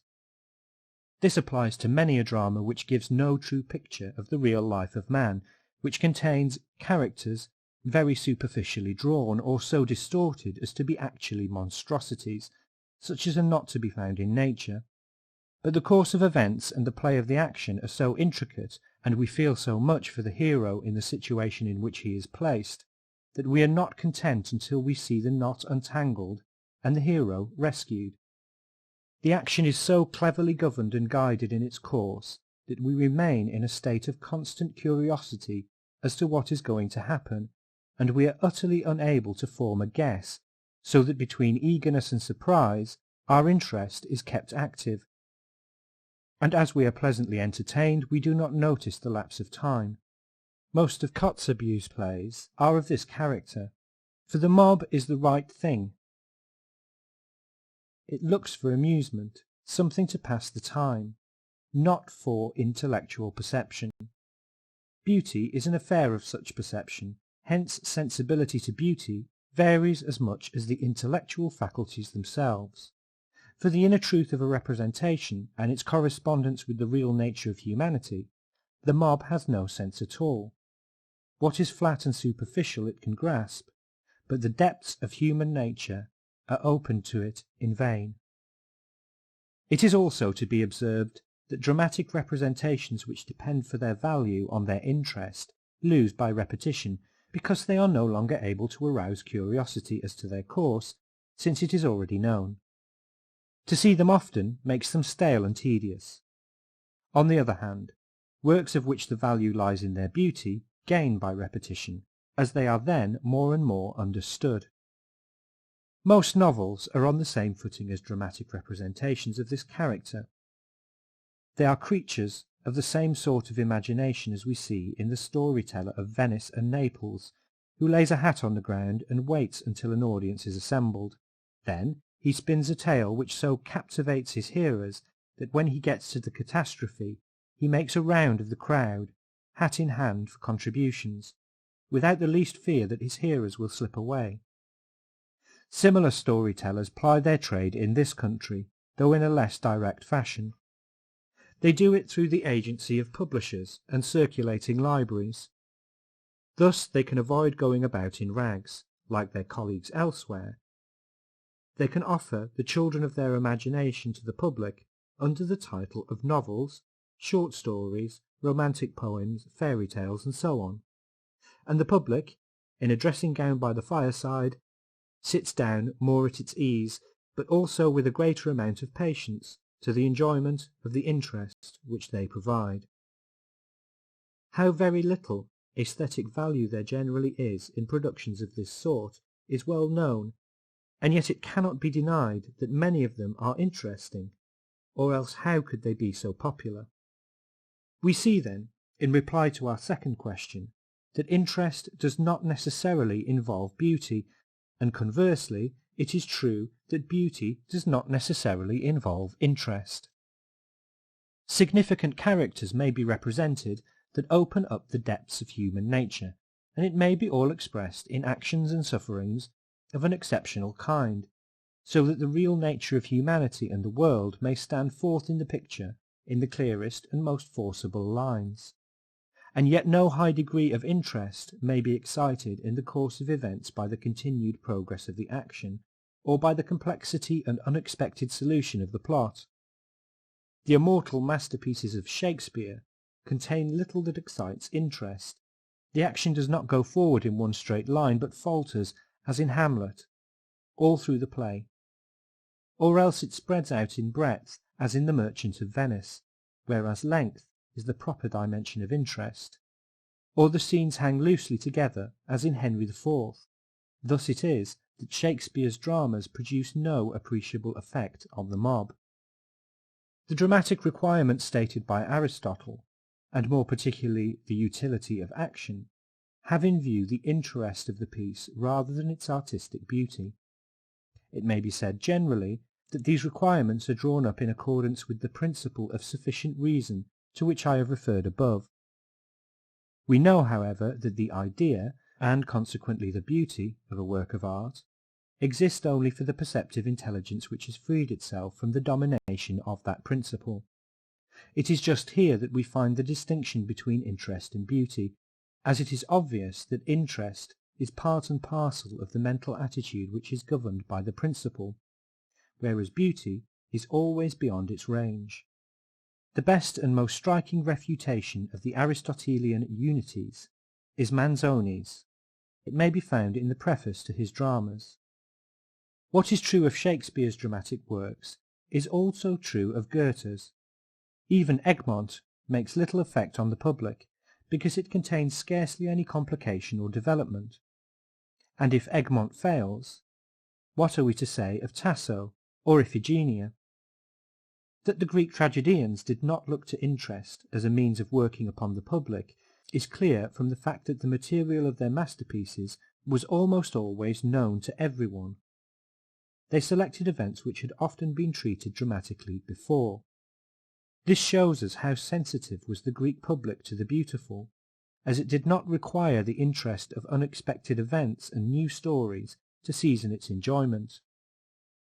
Neither does the quality of interest often attach to masterpieces of descriptive poetry. Father Homer lays the world and humanity before us in its true nature, but he takes no trouble to attract our sympathy by a complexity of circumstance, or to surprise us by unexpected entanglements. His pace is lingering. He stops at every scene. He puts one picture after another tranquilly before us, elaborating it with care. We experience no passionate emotion in reading him. Our demeanour is one of pure perceptive intelligence. He does not arouse our will, but sings it to rest, and it costs us no effort to break off in our reading, for we are not in condition of eager curiosity. This is all still more true of Dante, whose work is not in the proper sense of the word an epic, but a descriptive poem. The same thing may be said of the four immortal romances, Don Quixote, Tristram Shandy, La Nouvelle Heloise, and Wilhelm Meister. To arouse our interest is by no means the chief aim of these works. In Tristram Shandy, the hero, even at the end of the book, is only 8 years of age. On the other hand, we must not venture to assert that the quality of interest is not to be found in the masterpieces of literature. We have it in Schiller's dramas in an appreciable degree, and consequently they are popular. Also in the Oedipus Rex of Sophocles. Amongst masterpieces of description we find it in Ariosto's Orlando Furioso. Nay, an example of a high degree of interest, bound up with the beautiful, is afforded in an excellent novel by Walter Scott, The Heart of Midlothian. This is the most interesting work of fiction that I know, where all the effects due to interest, as I have given them generally in the preceding remarks, may be most clearly observed. At the same time, it is a very beautiful romance throughout. It shows the most varied picture of life, drawn with striking truth, and it exhibits highly different characters with great justice and fidelity. Interest, then, is certainly compatible with beauty. That was our third question. Nevertheless, a comparatively small admixture of the element of interest may well be found to be most advantageous as far as beauty is concerned, for beauty is and remains the end of art. Beauty is in twofold opposition with interest. Firstly, because it lies in the perception of the idea, and such perception takes its object entirely out of the range of the forms enunciated by the principle of sufficient reason. Whereas interest has its sphere mainly in circumstance, and it is out of this principle that the complexity of circumstance arises. Secondly, interest works by exciting the will, whereas beauty exists only for the pure perceptive intelligence, which has no will. However, with dramatic and descriptive literature, an admixture of interest is necessary, just as a volatile and gaseous substance requires a material basis if it is to be preserved and transferred. The admixture is necessary partly, indeed, because interest is itself created by the events which have to be devised in order to set the characters in motion, partly because our minds would be weary of watching scene after scene if they had no concern for us, or of passing from one significant picture to another if it were not drawn on by some secret thread. It is this that we call interest. It is the sympathy which the event in itself forces us to feel, and which, by riveting our attention, makes the mind obedient to the poet, and able to follow him into all the parts of his story. If the interest of a work of art is sufficient to achieve this result, it does all that can be required of it, for its only service is to connect the pictures by which the poet desires to communicate a knowledge of the idea, as if they were pearls, and interest were the thread that holds them together, and makes an ornament out of the whole.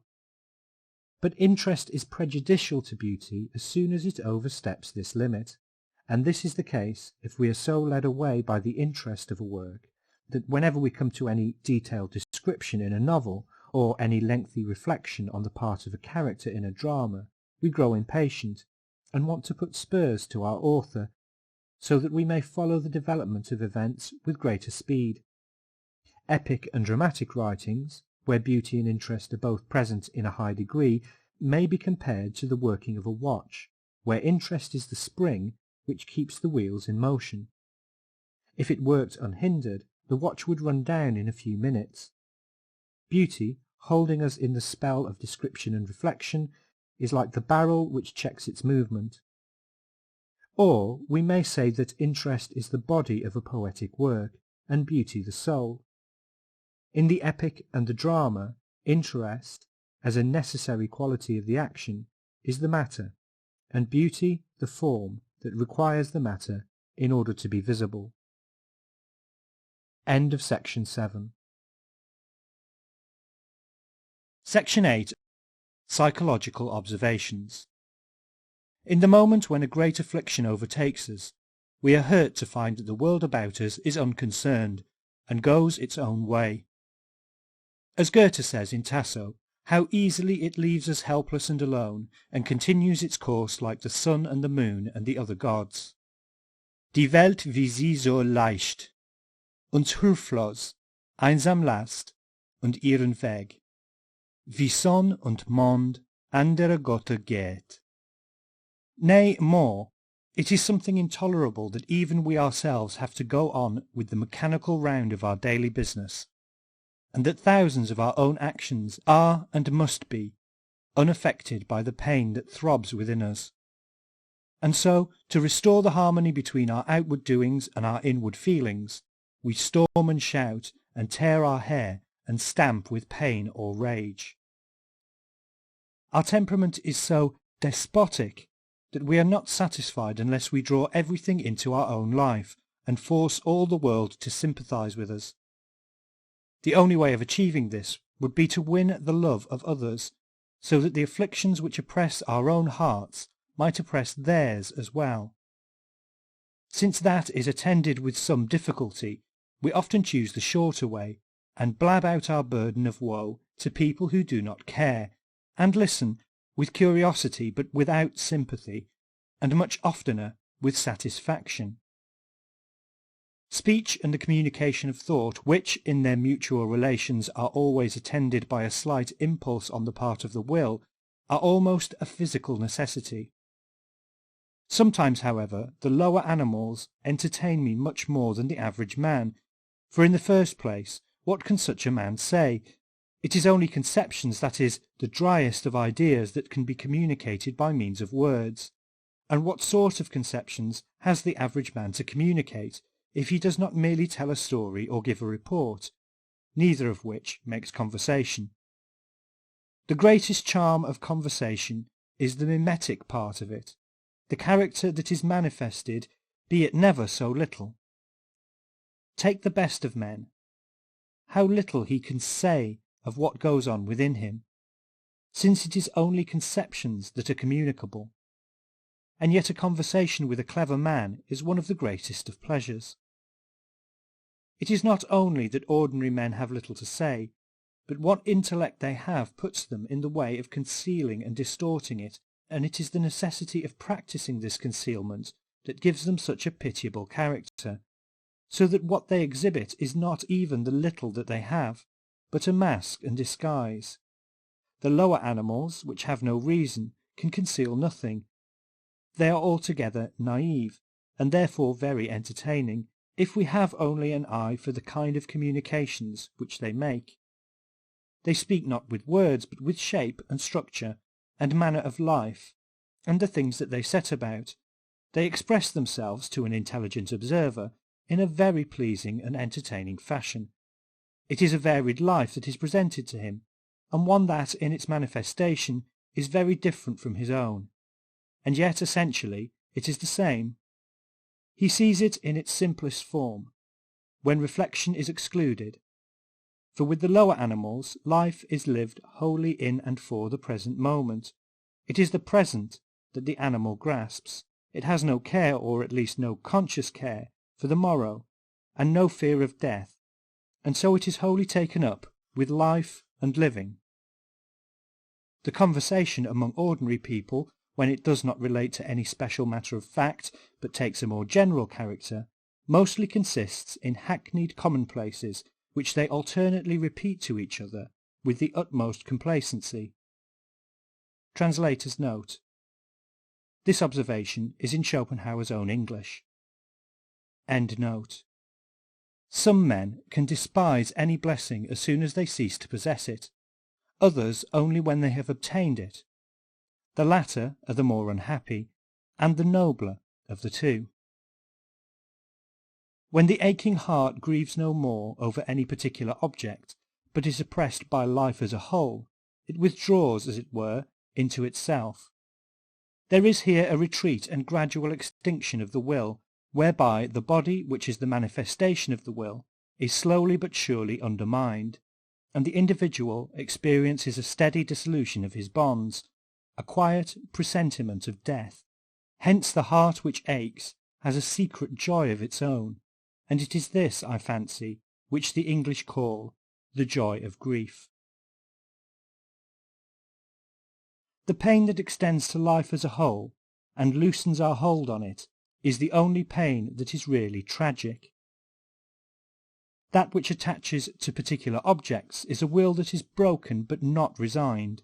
It exhibits the struggle and inner contradictions of the will and of life itself, and it is comic, be it never so violent.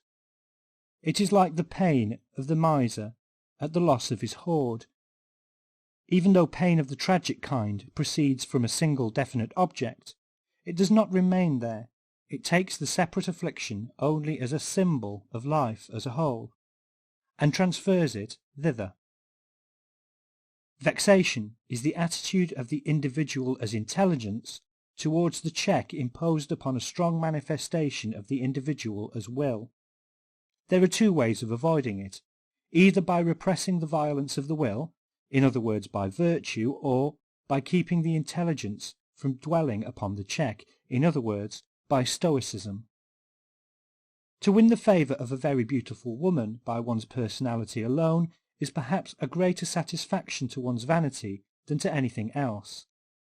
For it is an assurance that one's personality is an equivalent for the person that is treasured and desired and deified above all others. Hence it is that despised love that is so great a pang, especially when it is associated with well-founded jealousy. With this joy and this pain, it is probable that vanity is more largely concerned than the senses, because it is only things of the mind, and not mere sensuality, that produce such violent convulsions. The animals are familiar with lust, but not with the passionate pleasures and pains of love. To be suddenly placed in a strange town or country, where the manner of life, possibly even the language, is very different from our own, is, at the first moment, like stepping into cold water. We are brought into sudden contact with a new temperature, and we feel a powerful and superior influence from without, which affects us uncomfortably. We find ourselves in a strange element, where we cannot move with ease, and over and above that, we have the feeling that while everything strikes us as strange, we ourselves strike others in the same way. But as soon as we are a little composed and reconciled to our surroundings, as soon as we have appropriated some of its temperature, we feel an extraordinary sense of satisfaction, as in bathing in cool water. We assimilate ourselves to the new element, and cease to have any necessary preoccupation with our person. We devote our attention undisturbed to our environment, to which we now feel ourselves superior by being able to view it in an objective and disinterested fashion, instead of being oppressed by it as before. When we are on a journey and all kinds of remarkable objects press themselves on our attention, the intellectual food which we receive is often so large in amount that we have no time for digestion, and we regret that the impressions which succeed one another so quickly leave no permanent trace. But at bottom it is the same with travelling as with reading. How often do we complain that we cannot remember 1/1000th of what we read? In both cases, however, we may console ourselves with the reflection that the things we see and read make an impression on the mind before they are forgotten, and so contribute to its formation and nurture, while that which we only remember does no more than stuff it and puff it out, filling up its hollows with matter that will always be strange to it, and leaving it, in itself, a blank. It is the very many and varied forms in which human life is presented to us on our travels that makes them entertaining, but we never see more than its outside, such as is everywhere open to public view and accessible to strangers. On the other hand, human life is on its inside, the heart and centre, where it lives and moves and shows its character, and in particular that part of the inner side which could be seen at home amongst our relatives is not seen. We have exchanged it for the outer side. That is why on our travels we see the world like a painted landscape, with a very wide horizon but no foreground, and why in time we get tired of it. One man is more concerned with the impression which he makes upon the rest of mankind, another with the impression which the rest of mankind makes upon him. The disposition of the one is subjective, of the other objective.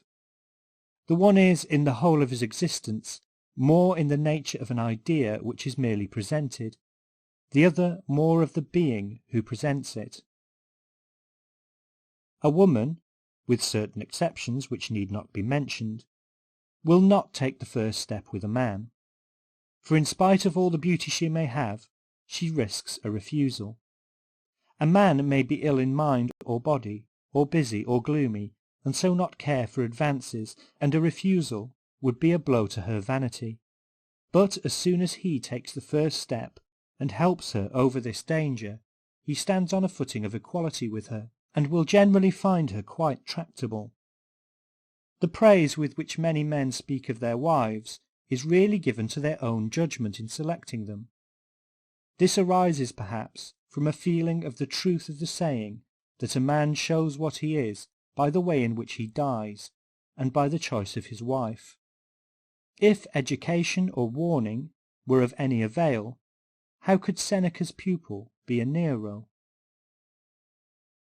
The Pythagorean principle that like is known only by like is in many respects a true one.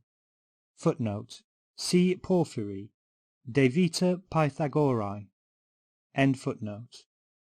It explains how it is that every man understands his fellow only in so far as he resembles him, or at least is of a similar character. What one man is quite sure of perceiving in another is that which is common to all, namely the vulgar, petty, or mean elements of our nature. Here every man has a perfect understanding of his fellows, but the advantage which one man has over another does not exist for the other, who, be the talents in question as extraordinary as they may, will never see anything beyond what he possesses himself, for the very good reason that this is all he wants to see. If there is anything on which he is in doubt, it will give him a vague sense of fear mixed with pique, because it passes his comprehension, and therefore is uncongenial to him.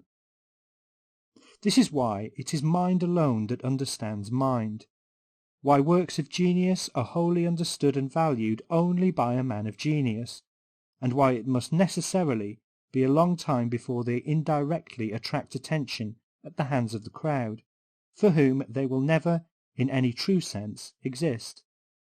This, too, is why one man will look another in the face with the impudent assurance that he will never see anything but a miserable resemblance of himself, and this is just what he will see, as he cannot grasp anything beyond it. Hence the bold way in which one man will contradict another. Finally, it is for the same reason that great superiority of mind isolates a man, and that those of high gifts keep themselves aloof from the vulgar, and that means everyone, for if they mingle with the crowd, they can communicate only such parts of them as they share with the crowd, and so make themselves common. Nay, even though they possess some well-founded and authoritative reputation amongst the crowd, they are not long in losing it, together with any personal weight it may give them, since all are blind to the qualities on which it is based, but have their eyes open to anything that is vulgar and common to themselves. They soon discover the truth of the Arabian proverb, "Joke with a slave, and he'll show you his heels." It also follows that a man of high gifts, in his intercourse with others, must always reflect that the best part of him is out of sight in the clouds, so that if he desires to know accurately how much he can be to anyone else, he has only to consider how much the man in question is to him. This, as a rule, is precious little, and therefore he is uncongenial to the other as the other to him. Goethe says somewhere that man is not without a vein of veneration.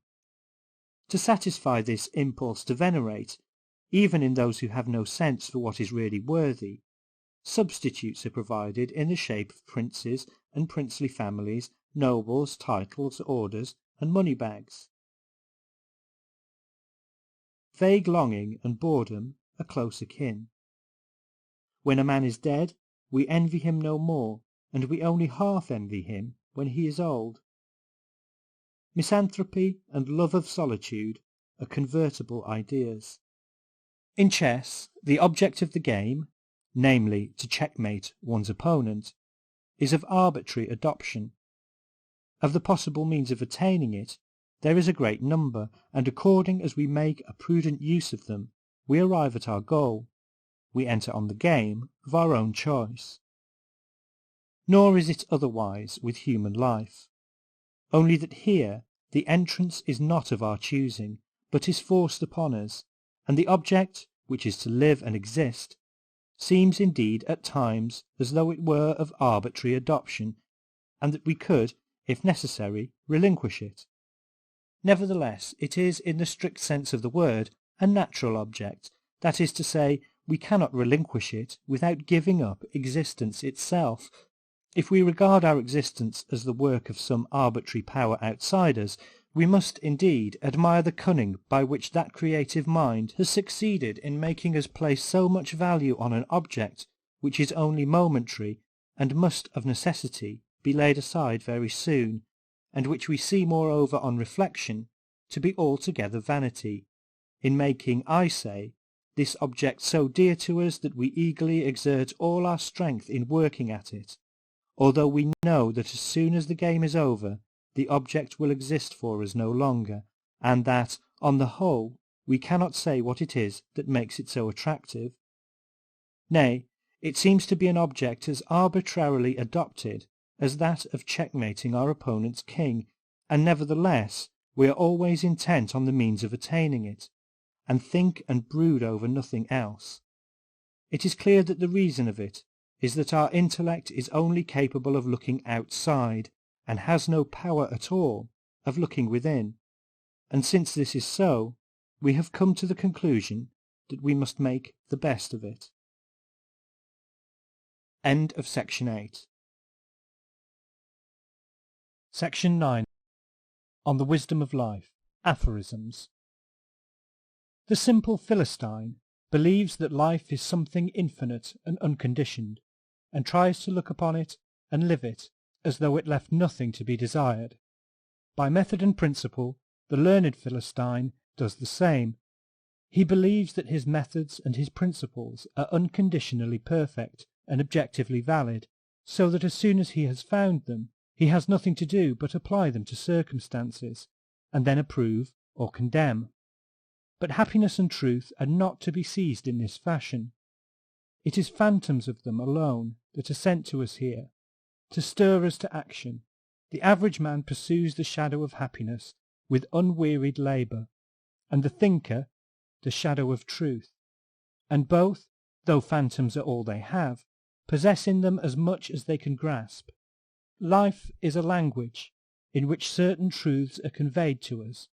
Could we learn them in some other way, we should not live. Thus it is that wise sayings and prudential maxims will never make up for the lack of experience, or be a substitute for life itself. Still they are not to be despised, for they too are a part of life. Nay, they should be highly esteemed and regarded as the loose pages which others have copied from the book of truth, as it is imparted by the spirit of the world. But they are pages which must needs be imperfect, and can never replace the real living voice. Still less can this be so, when we reflect that life, or the book of truth, speaks differently to us all. Like the apostles, who preached at Pentecost, and instructed the multitude, appearing to each man to speak in his own tongue. Recognize the truth in yourself, recognize yourself in the truth, and in the same moment you will find to your astonishment that the home which you have long been looking for in vain, which has filled your most ardent dreams, is there in its entirety, with every detail of it true, in the very place where you stand. It is there that your heaven touches your earth. What makes us almost inevitably ridiculous is our serious way of treating the passing moment, as though it necessarily had all the importance which it seems to have. It is only a few great minds that are above this weakness, and, instead of being laughed at, have come to laugh themselves. The bright and good moments of our life ought to teach us how to act aright when we are melancholy and dull and stupid, by preserving the memory of their results, and the melancholy, dull, and stupid moments should teach us to be modest when we are bright, for we generally value ourselves according to our best and brightest moments, and those in which we are weak and dull and miserable we regard as no proper part of us. To remember them will teach us to be modest, humble, and tolerant. Mark my words once for all, my dear friend, and be clever. Men are entirely self-centered and incapable of looking at things objectively. If you had a dog and wanted to make him fond of you, and fancied that of your 100 rare and excellent characteristics the mongrel would be sure to perceive one, and that would be sufficient to make him devoted to you body and soul, if, I say, you fancied that, you would be a fool. Pat him, give him something to eat, and for the rest, be what you please. He will not in the least care but will be your faithful and devoted dog. Now, believe me, it is just the same with men, exactly the same. As Goethe says, man or dog, it is a miserable wretch. Denn ein erbärmlicher Schuft, so wie der Mensch ist der Hund. If you ask why these contemptible fellows are so lucky, it is just because in themselves and for themselves and to themselves they are nothing at all. The value which they possess is merely comparative. They exist only for others. They are never more than means. They are never an end and object in themselves. They are mere bait, set to catch others. Footnote. All this is very euphemistically expressed in the Sophoclean verse Charis charin gar estin ha tictus ai. End footnote. I do not admit that this rule is susceptible of any exception, that is to say, complete exceptions. There are, it is true, men, though they are sufficiently rare, who enjoy some subjective moments. Nay, there are perhaps some who for every 100 subjective moments enjoy a few that are objective, but a higher state of perfection scarcely ever occurs. But do not take yourself for an exception. Examine your love, your friendship, and consider if your objective judgments are not mostly subjective judgments in disguise. Consider if you duly recognize the good qualities of a man who is not fond of you. Then be tolerant. Confound it, it is your duty. As you are so self-centered, recognize your own weakness. You know that you cannot like a man who does not show himself friendly to you. You know that he cannot do so for any length of time unless he likes you, and that he cannot like you unless you show that you are friendly to him. Then do it. Your false friendliness will gradually become a true one. Your own weakness and subjectivity must have some illusion. This is really an a priori justification of politeness, but I could give a still deeper reason for it. Consider that chance, which, with error its brother, and folly its aunt, and malice its grandmother, rules in this world, which every year and every day by blows great and small embitters the life of every son of earth, and yours too. Consider, I say, that it is to this wicked power that you owe your prosperity and independence, for it gave you what it refused to many thousands, just to be able to give it to individuals like you. Remembering all this, you will not behave as though you had a right to the possession of its gifts, but you will perceive what a capricious mistress it is that gives you her favours, and therefore when she takes it into her head to deprive you of some or all of them, you will not make a great fuss about her injustice, but you will recognize that what chance gave, chance has taken away. If needs be, you will observe that this power is not quite so favourable to you as she seemed to be hitherto.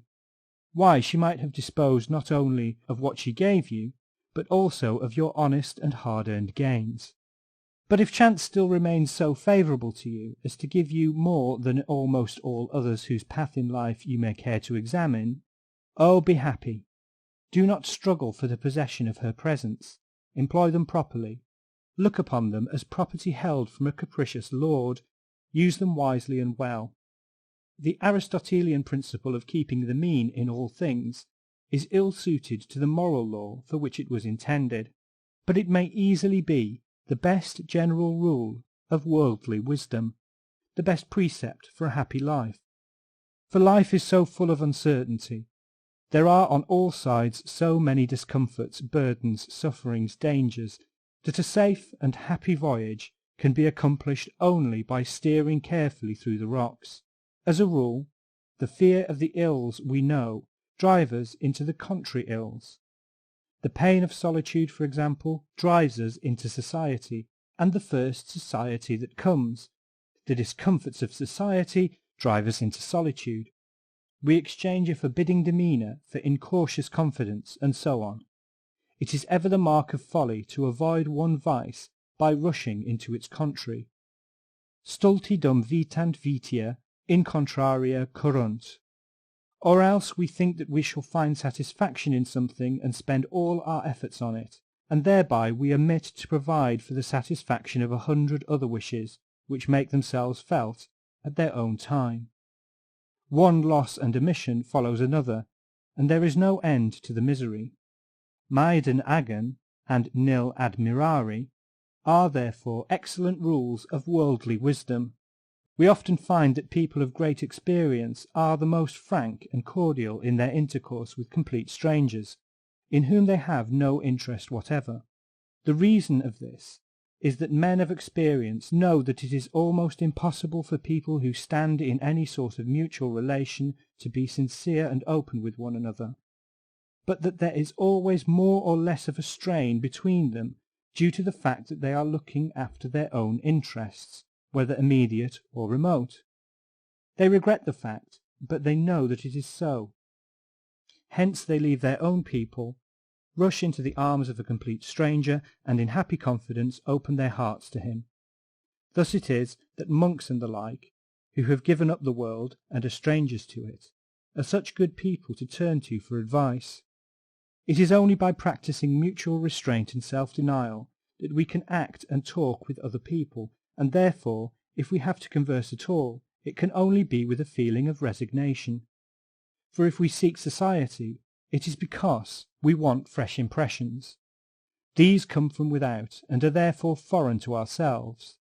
If a man fails to perceive this, and when he seeks the society of others is unwilling to practice resignation, and absolutely refuses to deny himself, nay, demands that others who are altogether different from himself shall nevertheless be just what he wants them to be for the moment, according to the degree of education which he has reached, or according to his intellectual powers or his mood, the man, I say, who does this is in contradiction with himself.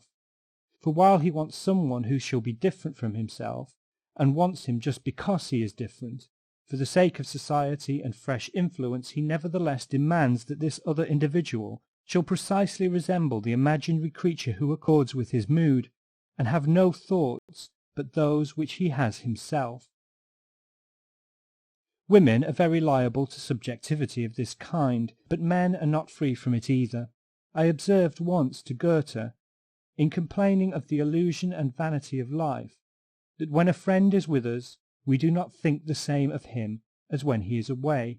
He replied, yes, because the absent friend is yourself, and he exists only in your head, whereas the friend who is present has an individuality of his own, and moves according to laws of his own, which cannot always be in accordance with those which you form for yourself. A good supply of resignation is of the first importance in providing for the journey of life. It is a supply which we shall have to extract from disappointed hopes, and the sooner we do it, the better for the rest of the journey. How should a man be content so long as he fails to obtain complete unity in his inmost being? For as long as two voices alternately speak to him, what is right for one must be wrong for the other. Thus he is always complaining. But has any man ever been completely at one with himself? Nay, is not the very thought a contradiction? For that a man shall attain this inner unity is the impossible and inconsistent pretension put forward by almost all philosophers. Footnote. Audacta licet profitiaris, summum bonum esse animi concordiem. Seneca. End footnote. For as a man it is natural to him to be at war with himself as long as he lives. While he can be only one thing thoroughly, he has all the disposition to be everything else, and the inalienable possibility of being it. He has made his choice of one thing, and the other possibilities are always open to him and are constantly claiming to be realized, and he has therefore to be continuously keeping them back, and to be overpowering and killing them as long as he wants to be that one thing. For example, if he wants to think only, and not act and do business, the disposition to the latter is not thereby destroyed all at once, but as long as the thinker lives, he has every hour to keep on killing the acting and pushing man that is within him, always battling with himself, as though he were a monster whose head is no sooner struck off than it grows again. In the same way, if he is resolved to be a saint, he must kill himself so far as he is a being that enjoys and is given over to pleasure. for such he remains as long as he lives. It is not once for all that he must kill himself, he must keep doing it all his life. If he has resolved upon pleasure, whatever be the way in which it is to be obtained, his lifelong struggle is with a being that desires to be pure and free and holy, for the disposition remains, and he has to kill it every hour.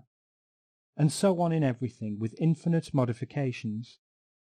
It is now one side of him and now the other that conquers. He himself is the battlefield. If one side of him is continually conquering, the other is continually struggling, for its life is bound up with his own, and as a man he is the possibility of many contradictions. How is inner unity even possible under such circumstances? It exists neither in the saint nor in the sinner, or rather, the truth is that no man is wholly one or the other. For it is men that they have to be, that is, luckless beings, fighters and gladiators in the arena of life. To be sure, the best thing he can do is to recognize which part of him smarts the most under defeat, and let it always gain the victory. This he will always be able to do by the use of his reason, which is an ever-present fund of ideas. Let him resolve of his own free will to undergo the pain which the defeat of the other part involves. This is character. For the battle of life cannot be waged free from all pain. It cannot come to an end without bloodshed, and in any case a man must suffer pain, for he is the conquered as well as the conqueror. Haec est vivendi conditio. The clever man, when he converses, will think less of what he is saying than of the person with whom he is speaking, for then he is sure to say nothing which he will afterwards regret. He is sure not to lay himself open nor to commit an indiscretion, but his conversation will never be particularly interesting. An intellectual man readily does the opposite, and with him the person with whom he converses is often no more than the mere occasion of a monologue, and it often happens that the other then makes up for his subordinate role by lying in wait for the man of intellect and drawing his secrets out of him. Nothing betrays less knowledge of humanity than to support that, if a man has a great many friends, it is a proof of merit and intrinsic value, as though men gave their friendship according to value and merit, as though they were not rather just like dogs, which love the person that pats them and gives them bits of meat, and never trouble themselves about anything else. The man who understands how to pat his fellows best, though they be the nastiest brutes, that's the man who has many friends. It is the converse that is true. Men of great intellectual worth, or still more men of genius, can only have very few friends, for their clear eye soon discovers all defects, and their sense of rectitude is always being outraged afresh by the extent and horror of them. It is only extreme necessity that compels such men not to betray their feelings, or even to stroke the defects as if they were beautiful additions. Personal love, for we are not speaking of the reverence which is gained by authority, cannot be won by a man of genius unless the gods have endowed him with an indestructible cheerfulness of temper, a glance that makes the world look beautiful, or unless he has succeeded by degrees in taking men exactly as they are, that is to say, in making a fool of the fools, as is right and proper. On the heights we must expect to be solitary. Our constant discontent is for the most part rooted in the impulse of self-preservation. This passes into a kind of selfishness, and makes a duty out of the maxim that we should always fix our minds upon what we lack, so that we may endeavour to procure it. Thus it is that we are always intent on finding out what we want, and on thinking of it. But that maxim allows us to overlook undisturbed the things which we already possess, and so, as soon as we have obtained anything, we give it much less attention than before. We seldom think of what we have, but always of what we lack. This maxim of egoism, which has indeed its advantages in procuring the means to the end in view, itself concurrently destroys the ultimate end, namely, contentment. Like the bear in the fable that throws a stone at the hermit to kill the fly on his nose, We ought to wait until need and privation announce themselves instead of looking for them. Minds that are naturally content do this, while hypochondrists do the reverse. A man's nature is in harmony with itself when he desires to be nothing but what he is, that is to say, when he has attained by experience a knowledge of his strength and of his weakness, instead of playing with false coin, and trying to show a strength which he does not possess. It is a harmony which produces an agreeable and rational character, and for the simple reason that everything which makes the man and gives him his mental and physical qualities is nothing but the manifestation of his will, is in fact what he wills.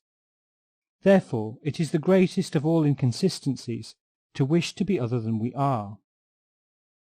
People of a strange and curious temperament can be happy only under strange circumstances, such as suit their nature, in the same way as ordinary circumstances suit the ordinary man, and such circumstances can arise only if, in some extraordinary way, they happen to meet with strange people of a character different indeed, but still exactly suited to their own. That is why men of rare or strange qualities are seldom happy. All this pleasure is derived from the use and consciousness of power, and the greatest of pains that a man can feel is to perceive that his powers fail just when he wants to use them.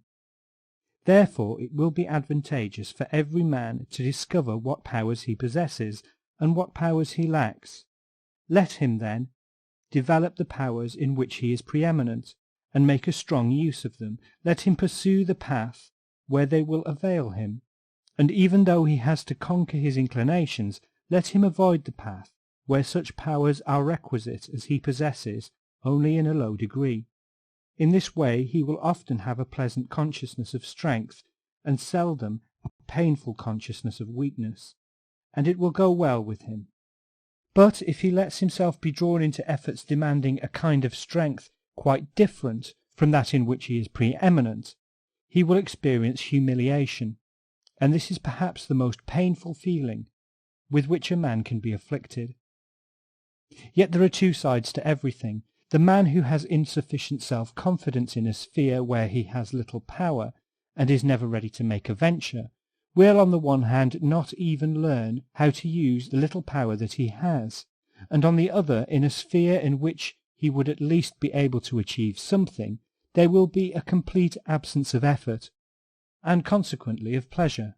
This is always hard to bear, for a man can never draw a complete blank in any department of human welfare without feeling some pain. As a child, one has no conception of the inexorable character of the laws of nature, and the stubborn way in which everything persists in remaining what it is. The child believes that even lifeless things are disposed to yield to it, perhaps because it feels itself one with nature, or from the mere acquaintance with the world believes that nature is disposed to be friendly. Thus it was that when I was a child, and had thrown my shoe into a large vessel full of milk, I was discovered entreating the shoe to jump out. Nor is a child on its guard against animals until it learns that they are ill-natured and spiteful.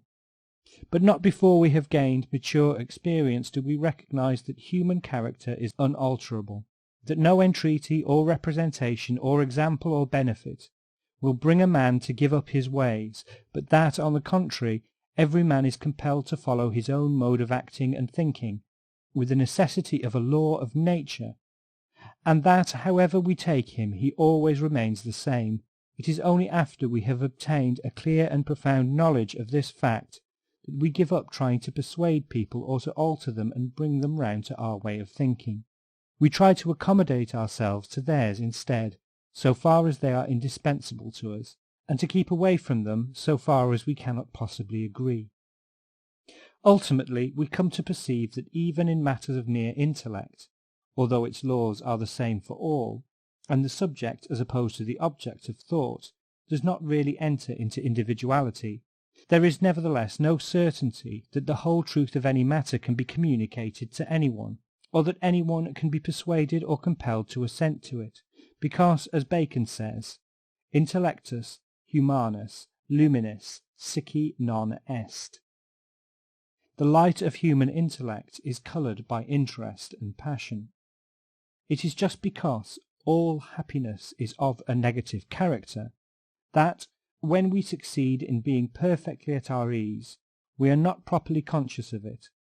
Everything seems to pass us, softly and gently, and hardly to touch us until the moment is over, and then it is the positive feeling of something lacking that tells us of the happiness which has vanished. It is then that we observe that we have failed to hold it fast, and we suffer the pangs of self-reproach as well as of privation. Every happiness that a man enjoys and almost every friendship that he cherishes rest upon illusion, for as a rule, with increase of knowledge, they are bound to vanish. Nevertheless, here as everywhere, a man should courageously pursue truth, and never weary of striving to settle accounts with himself and the world. No matter what happens to the right or to the left of him, be it a chimera or fancy that makes him happy, let him take heart and go on with no fear of the desert which widens to his view. Of one thing only must he be quite certain, that under no circumstances will he discover any lack of worth in himself when the veil is raised. The sight of it would be the gorgon that would kill him. Therefore, if he wants to remain undeceived, let him in his inmost being feel his own worth, for to feel the lack of it is not merely the greatest, but also the only true affliction.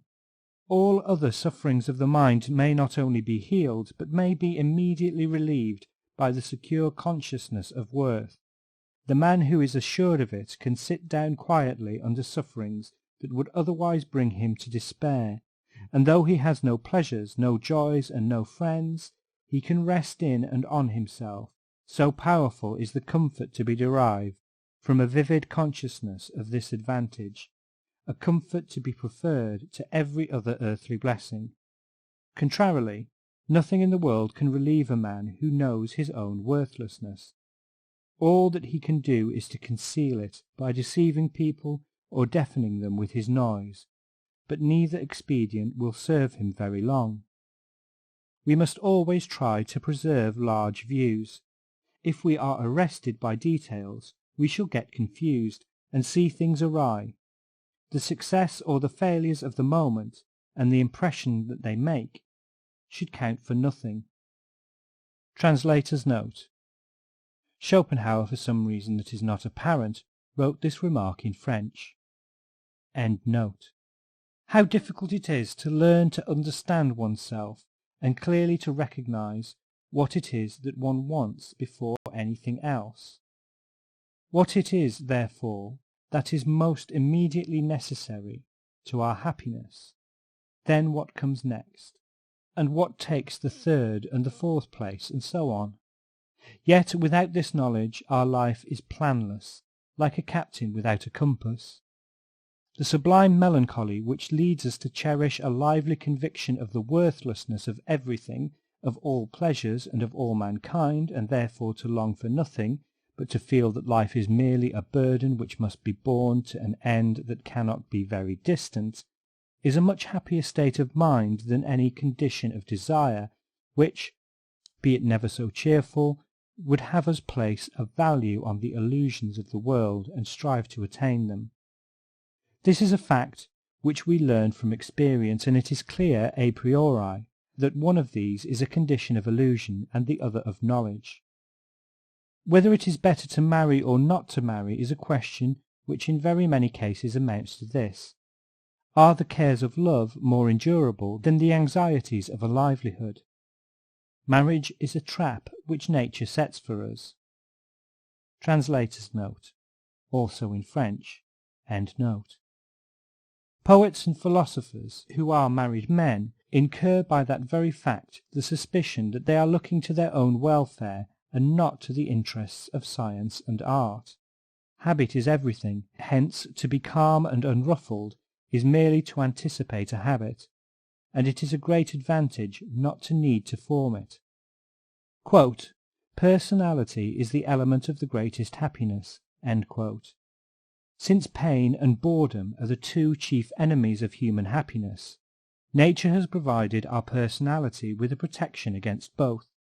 We can ward off pain which is more often of the mind than of the body, by cheerfulness, and boredom by intelligence. But neither of these is akin to the other, nay, in any high degree they are perhaps incompatible. As Aristotle remarks, genius is allied to melancholy, and people of very cheerful disposition are only intelligent on the surface. The better, therefore, anyone is by nature armed against one of these evils, the worse, as a rule, is he armed against the other. There is no human life that is free from pain and boredom, and it is a special favour on the part of fate if a man is chiefly exposed to the evil against which nature has armed him the better, if fate, that is, sends a great deal of pain where there is a very cheerful temper in which to bear it, and much leisure where there is much intelligence, but not vice versa. For if a man is intelligent, he feels pain doubly or trebly, and a cheerful but unintellectual temper finds solitude and unoccupied leisure altogether unendurable. In the sphere of thought, absurdity and perversity remain the masters of this world, and their dominion is suspended only for brief periods.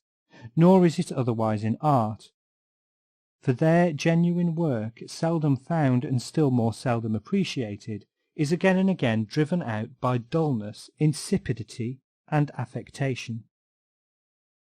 It is just the same in the sphere of action.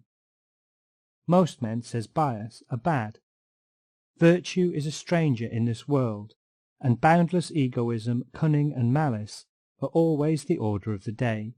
It is wrong to deceive the young on this point, for it will only make them feel later on that their teachers were the first to deceive them. If the object is to render the pupil a better man by telling him that others are excellent, it fails, and it would be more to the purpose to say, most men are bad, it is for you to be better. In this way he would, at least, be sent out into the world armed with a shrewd foresight, instead of having to be convinced by bitter experience that his teachers were wrong. All ignorance is dangerous, and most errors must be dearly paid, and good luck must he have that carries unchastised an error in his head unto his death. Translator's note. This again is in Schopenhauer's own English. End note. Every piece of success has a doubly beneficial effect upon us when, apart from the special and material advantage which it brings, it is accompanied by the enlivening assurance that the world, fate, or the demon within, does not mean so badly with us, nor is so opposed to our prosperity as we had fancied, when, in fine, it restores our courage to live. Similarly, every misfortune or defeat has, in the contrary sense, an effect that is doubly depressing. If we were not all of us exaggeratedly interested in ourselves, life would be so uninteresting that no one could endure it. Everywhere in the world, and under all circumstances, it is only by force that anything can be done, but power is mostly in bad hands, because baseness is everywhere in a fearful majority. Why should it be folly to be always intent on getting the greatest possible enjoyment out of the moment, which is our only sure possession? Our whole life is no more than a magnified present, and in itself as fleeting. As a consequence of his individuality, and the position in which he is placed, everyone without exception lives in a certain state of limitation, both as regards his ideas and the opinions which he forms. Another man is also limited, though not in the same way, but should he succeed in comprehending the other's limitation, he can confuse and abash him, and put him to shame by making him feel what his limitation is, even though the other be far and away his superior. Shrewd people often employ this circumstance to obtain a false and momentary advantage. The only genuine superiority is that of the mind and character. All other kinds are fictitious, affected, false, and it is good to make them feel that it is so when they try to show off before the superiority that is true. Translator's note. In the original, this also is in French. End note. All the world's a stage. and all the men and women merely players. Exactly. Independently of what a man really is in himself, he has a part to play which fate has imposed upon him from without by determining his rank, education, and circumstances. The most immediate application of this truth appears to me to be that in life, as on the stage, we must distinguish between the actor and his part. Distinguish, that is, the man in himself from his position and reputation, from the part which rank and circumstances have imposed upon him. How often it is that the worst actor plays the king, and the best the beggar. This may happen in life too, and a man must be very crude to confuse the actor with his part. Our life is so poor that none of the treasures of the world can make it rich, for the sources of enjoyment are soon found to be all very scanty, and it is in vain that we look for one that will always flow. Therefore, as regards our own welfare, there are only two ways in which we can use wealth. We can either spend it in ostentatious pomp, and feed on the cheap respect which our imaginary glory will bring us from the infatuated crowd, or, by avoiding all expenditure that will do us no good, we can let our wealth grow, so that we may have a bulwark against misfortune and want that shall be stronger and better every day, in view of the fact that life, though it has few delights, is rich in evils. It is just because our real and inmost being is will, that it is only by its exercise that we can attain a vivid consciousness of existence, although this is almost always attended by pain. Hence it is that existence is essentially painful, and that many persons for whose wants full provision is made, arrange their day in accordance with extremely regular, monotonous, and definite habits. By this means they avoid all the pain which the movement of the will produces, but on the other hand their whole existence becomes a series of scenes and pictures that mean nothing. They are hardly aware that they exist. Nevertheless, it is the best way of settling accounts with life, so long as there is sufficient chance to prevent an excessive feeling of boredom. It is much better still if the Muses give a man something worthy of occupation, so that the pictures which fill his consciousness have some meaning, and yet not a meaning that can be brought into any relation with his will. A man is wise only on condition of living in a world of fools. End of section 9.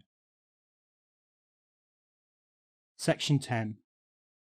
Genius and Virtue. When I think, it is the spirit of the world which is striving to express its thought. It is nature which is trying to know and fathom itself. It is not the thoughts of some other mind which I am endeavouring to trace, but it is I who transform that which exists into something which is known and thought, and would otherwise neither come into being nor continue in it. In the realm of physics, it was held for thousands of years to be a fact, beyond question, that water was a simple and consequently an original element. In the same way, in the realm of metaphysics, it was held for a still longer period that the ego was a simple and consequently an indestructible entity. I have shown, however, that it is composed of two heterogeneous parts, namely the will, which is metaphysical in its character, a thing in itself, and the knowing subject, which is physical and a mere phenomenon. Let me illustrate what I mean. Take any large, massive, heavy building. This hard, ponderous body that fills so much space exists, I tell you, only in the soft pulp of the brain. There alone in the human brain has it any being.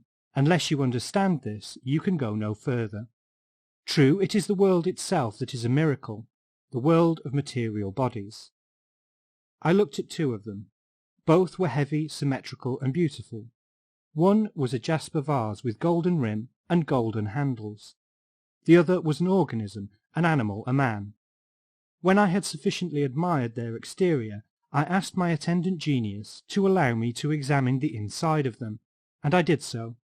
In the vase I found nothing but the force of gravity and a certain obscure desire, which took the form of chemical affinity.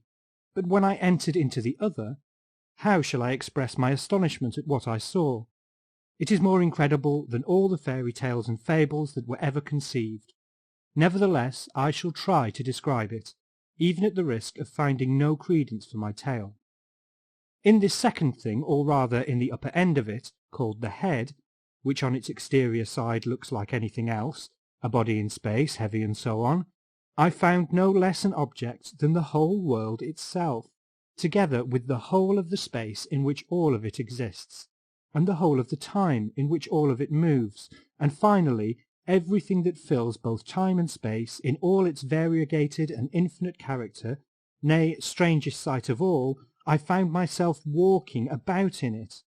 It was no picture that I saw, it was no peep show, but reality itself. This it is that is really and truly to be found in a thing which is no bigger than a cabbage, and which on occasion an executioner might strike off at a blow, and suddenly smother that world in darkness and night.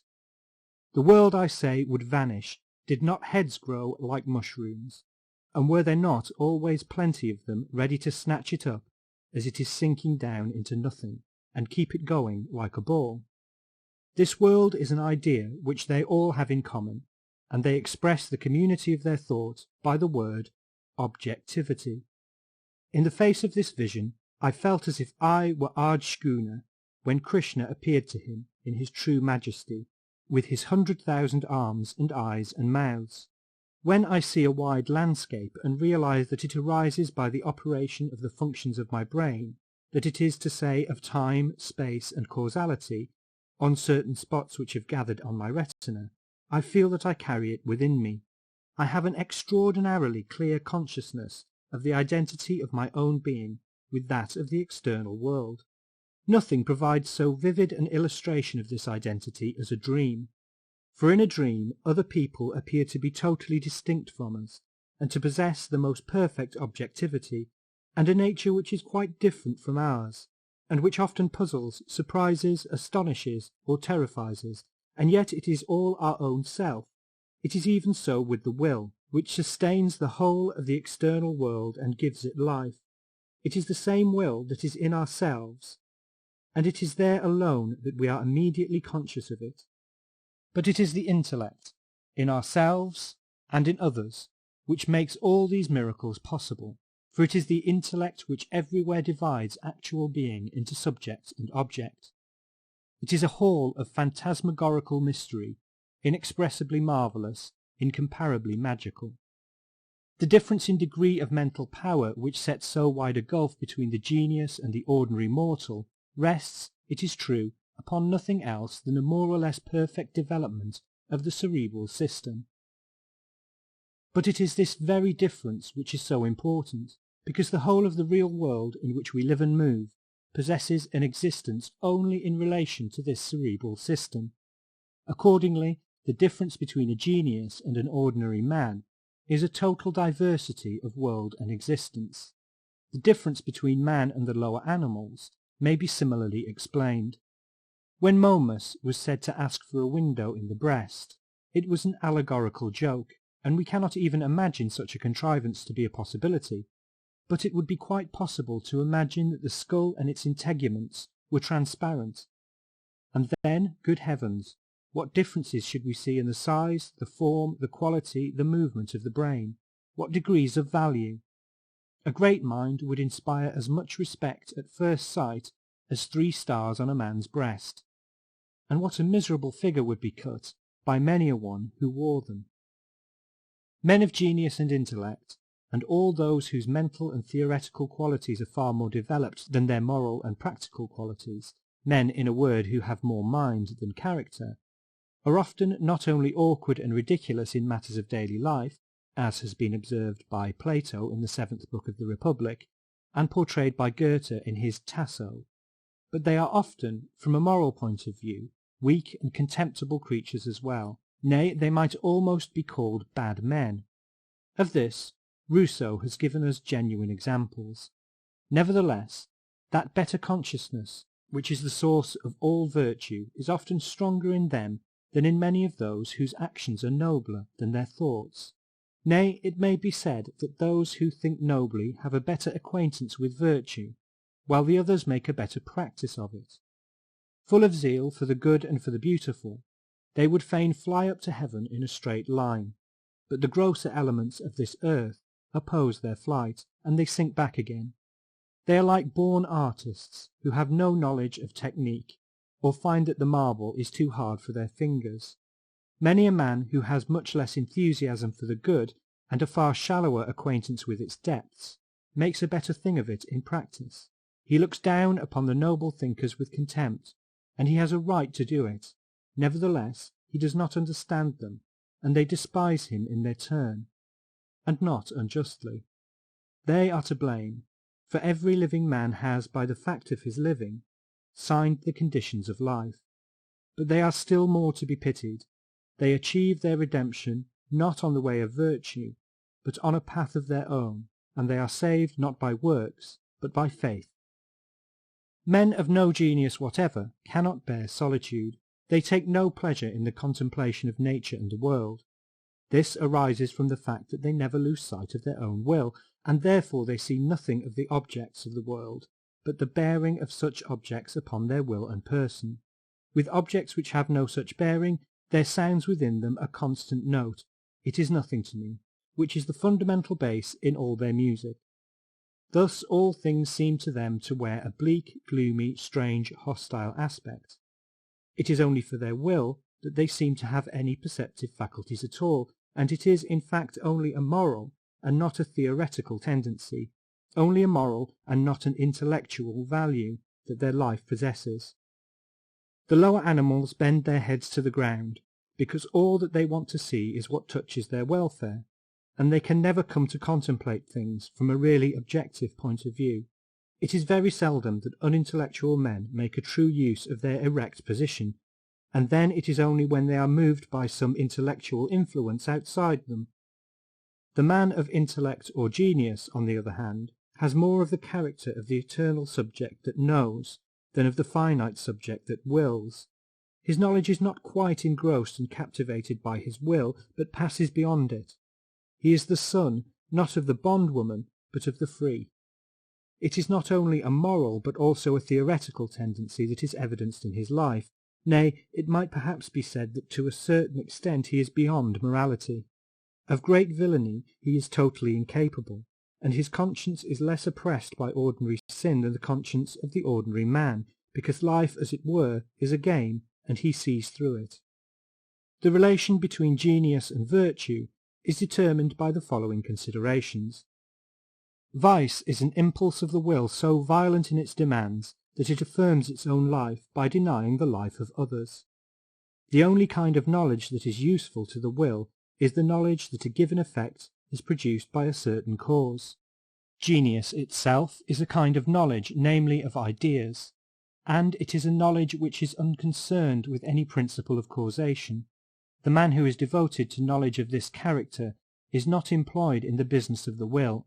Nay, every man who is devoted to the purely objective contemplation of the world, and it is this that is meant by the knowledge of ideas, completely loses sight of his will and its objects, and pays no further regard to the interests of his own person, but becomes a pure intelligence, free of any admixture of will. Where, then, devotion to the intellect predominates over concern for the will and its objects, it shows that the man's will is not the principal element in his being, but that in proportion to his intelligence it is weak. Violent desire, which is the root of all vice, never allows a man to arrive at the pure and disinterested contemplation of the world, free from any relation to the will, such as constitutes the quality of genius. But here the intelligence remains the constant slave of the will. Since genius consists in the perception of ideas, and men of genius contemplate their object, it may be said that it is only the eye which is any real evidence of genius, for the contemplative gaze has something steady and vivid about it, and with the eye of genius it is often the case, as with Goethe, that the white membrane over the pupil is visible. With violent, passionate men the same thing may also happen, but it arises from a different cause, and may be easily distinguished by the fact that the eyes roll. Men of no genius at all have no interest in the idea expressed by an object, but only in the relations in which that object stands to others, and finally to their own person. Thus it is that they never indulge in contemplation, or are soon done with it, and rarely fix their eyes long upon an object, and so their eyes do not wear the mark of genius, which I have described. Nay, the regular Philistine does the direct opposite of contemplating. He spies. If he looks at anything, it is to pry into it, as may be specially observed when he screws up his eyes, which he frequently does, in order to see the clearer. Certainly no real man of genius ever does this, at least habitually, even though he is short-sighted. What I have said will sufficiently illustrate the conflict between genius and vice. It may be, however, nay, it is often the case, that genius is attended by a strong will, and as little as men of genius were ever consummate rascals, were they ever perhaps perfect saints either. Let me explain. Virtue is not exactly a positive weakness of the will, it is rather an intentional restraint imposed upon its violence through a knowledge of it in its inmost being as manifested in the world. This knowledge of the world, the inmost being of which is communicable only in ideas, is common both to the genius and to the saint. The distinction between the two is that the genius reveals his knowledge by rendering it in some form of his own choice, and the product is art. For this, the saint as such possesses no direct faculty. He makes an immediate application of his knowledge to his own will, which is thus led into a denial of the world. With the saint, knowledge is only a means to an end, whereas the genius remains at the stage of knowledge, and has his pleasure in it, and reveals it by rendering what he knows in his art. In the hierarchy of physical organization, strength of will is attended by a corresponding growth in the intelligent faculties. A high degree of knowledge, such as exists in the genius, presupposes a powerful will, though at the same time a will that is subordinate to the intellect. In other words, both the intellect and the will are strong, but the intellect is the stronger of the two. Unless, as happens in the case of the saint, the intellect is at once applied to the will, or, as in the case of the artist, it finds its pleasure in a reproduction of itself, the will remains untamed. Any strength that it may lose due to the predominance of pure objective intelligence, which is concerned with the contemplation of ideas and is not, as in the case of the common or the bad man, wholly occupied with the objects of the will. In the interval, when the genius is no longer engaged in the contemplation of ideas, and his intelligence is again applied to the will and its objects, the will is reawakened in all its strength. Thus it is that men of genius often have very violent desires, and are addicted to sensual pleasure and to anger. Great crimes, however, they do not commit, because when the opportunity of them offers, they recognize their idea, and see it very vividly and clearly. Their intelligence is thus directed to the idea, and so gains the predominance over the will, and turns its course as with the saint, and the crime is uncommitted. The genius, then, always participates to some degree in the characteristics of the saint, as he is a man of the same qualification, and contrarily, the saint always participates to some degree in the characteristics of the genius. The good-natured character, which is common, is to be distinguished from the saintly by the fact that it consists in a weakness of will, with a somewhat less marked weakness of intellect. A lower degree of the knowledge of the world as revealed in ideas here suffices to check and control a will that is weak in itself. Genius and sanctity are far removed from good nature, which is essentially weak in all its manifestations. Apart from all that I have said, so much at least is clear. What appears under the forms of time, space, and causality, and vanishes again, and in reality is nothing, and reveals its nothingness by death, this vicious and fatal appearance is the will. But what does not appear, and is no phenomenon, but rather the noumenon, what makes appearance possible, what is not subject to the principle of causation, and therefore has no vain or vanishing existence, but abides for ever unchanged in the midst of a world full of suffering, like a ray of light in a storm, free therefore from all pain and fatality, this, I say, is the intelligence. The man who is more intelligence than will is thereby delivered in respect of the greatest part of him from nothingness and death, and such a man is in his nature a genius. By the very fact that he lives and works, the man who is endowed with genius makes an entire sacrifice of himself in the interests of everyone. Accordingly, he is free from the obligation to make a particular sacrifice for individuals, and thus he can refuse many demands which others are rightly required to meet. He suffers and achieves more than all the others. The spring which moves the genius to elaborate his works is not fame, for that is too uncertain a quality, and when it is seen at close quarters, of little worth.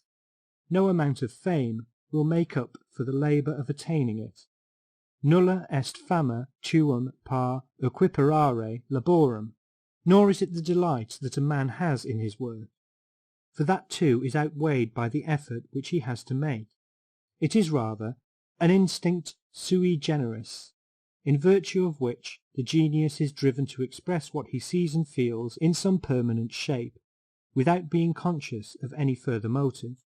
It is manifest that in so far as it leads an individual to sacrifice himself for his species, and to live more in the species than in himself, this impulse is possessed of a certain resemblance with such modifications of the sexual impulse as are peculiar to man. The modifications to which I refer are those that confine this impulse to certain individuals of the other sex, whereby the interests of the species are attained. The individuals who are actively affected by this impulse may be said to sacrifice themselves for the species, by their passion for each other, and the disadvantaged conditions thereby imposed upon them, in a word, by the institution of marriage. They may be said to be serving the interests of the species rather than the interests of the individual. The instinct of the genius does in a higher fashion for the idea what passionate love does for the will. In both cases there are peculiar pleasures and peculiar pains reserved for the individuals who in this way serve the interests of their species, and they live in a state of enhanced power. The genius who decides once and for all to live for the interests of the species in the way which he chooses is neither fitted nor called upon to do it in the other. It is a curious fact that the perpetuation of a man's name is effected in both ways. In music, the finest compositions are the most difficult to understand. They are only for the trained intelligence. They consist of long movements, where it is only after a labyrinthine maze that the fundamental note is recovered. It is just so with genius. It is only after a course of struggle and doubt and error and much reflection and vacillation that great minds attain their equilibrium. It is the longest pendulum that makes the greatest swing. Little minds soon come to terms with themselves and the world, and then fossilize, but the others flourish, and are always alive and in motion. The essence of genius is a measure of intellectual power far beyond that which is required to serve the individual's will. But it is a measure of a merely relative character, and it may be reached by lowering the degree of the will, as well as by raising that of the intellect. There are men whose intellect predominates over their will, and yet are not possessed of genius in any proper sense. Their intellectual powers do indeed exceed the ordinary, though not to any great extent, but their will is weak. They have no violent desires, and therefore they are more concerned with mere knowledge than with the satisfaction of any aims. Such men possess talent, they are intelligent, and at the same time very contented and cheerful. A clear, cheerful, and reasonable mind, such as brings a man happiness, is dependent on the relation established between his intellect and his will, a relation in which the intellect is predominant. But genius and a great mind depend on the relation between a man's intellect and that of other people, a relation in which his intellect must exceed theirs, and at the same time his will may also be proportionately stronger. That is the reason why genius and happiness need not necessarily exist together. When the individual is distraught by cares or pleasantry, or tortured by the violence of his wishes and desires, the genius in him is enchained and cannot move. It is only when care and desire are silent that the air is free enough for a genius to live in it. It is then that the bonds of matter are cast aside, and the pure spirit, the pure knowing spirit, remains. Hence, if a man has any genius, let him guard himself from pain, keep care at a distance, and limit his desires, but those of them which he cannot suppress, let him satisfy to the full. This is the only way in which he will make the best use of his rare existence, to his own pleasure and the world's profit. To fight with need and care or desires, the satisfaction of which is refused and forbidden, is good enough work for those who, were they free of, would have to fight with boredom, and so take to bad practices, but not for the man whose time, if well used, will bear fruit for centuries to come. As Diderot says, he is not merely a moral being. Mechanical laws do not apply in the sphere of chemistry, nor do chemical laws in the sphere in which organic life is kindled. In the same way, the rules which avail for ordinary men will not do for the exceptions, nor will their pleasures either. It is a persistent, uninterrupted activity that constitutes the superior mind. The object to which this activity is directed is a matter of subordinate importance. It has no essential bearing on the superiority in question, but only on the individual who possesses it. All that education can do is to determine the direction which this activity shall take, and that is the reason why a man's nature is so much more important than his education. For education is to natural faculty what a wax nose is to the real one, or what the moon and the planets are to the sun. In virtue of his education, a man says not what he thinks himself, but what others have thought, and he has learned as a matter of training, and what he does is not what he wants, but what he has been accustomed to. The lower animals perform many intelligent functions much better than man, for instance, the finding of their way back to the place from which they came, the recognition of individuals, and so on. In the same way, there are many occasions in real life to which the genius is incomparably less equal and fitted than the ordinary man, nay, more. Just as animals never commit a folly in the strict sense of the word, so the average man is not exposed to folly in the same degree as the genius. The average man is wholly relegated to the sphere of being. The genius, on the other hand, lives and moves chiefly in the sphere of knowledge. This gives rise to a twofold distinction. In the first place, a man can be one thing only, but he may know countless things, and thereby to some extent identify himself with them, by participating in what Spinoza calls their esse objectivum. In the second place, the world, as I have elsewhere observed, is fine enough in appearance, but in reality dreadful, for torment is the condition of all life. It follows from the first of these distinctions that the life of the average man is essentially one of the greatest boredom, and thus we see the rich warring against boredom with as much effort and as little respite as fall to the poor in their struggle with need and adversity. And from the second of them, it follows that the life of the average man is overspread with a dull, turbid, uniform gravity, whilst the brow of genius glows with mirth of a unique character, which, although he has sorrows of his own more poignant than those of the average man, nevertheless breaks out afresh like the sun through clouds. It is when the genius is overtaken by an affliction which affects others as well as himself that this quality in him is most in evidence, for then he is seen to be like man, who alone can laugh, in comparison with the beast of the field, which lives out its life grave and dull. It is the curse of the genius that in the same measure in which others think him great and worthy of admiration, he thinks them small and miserable creatures. His whole life he has to suppress this opinion, and, as a rule, they suppress theirs as well.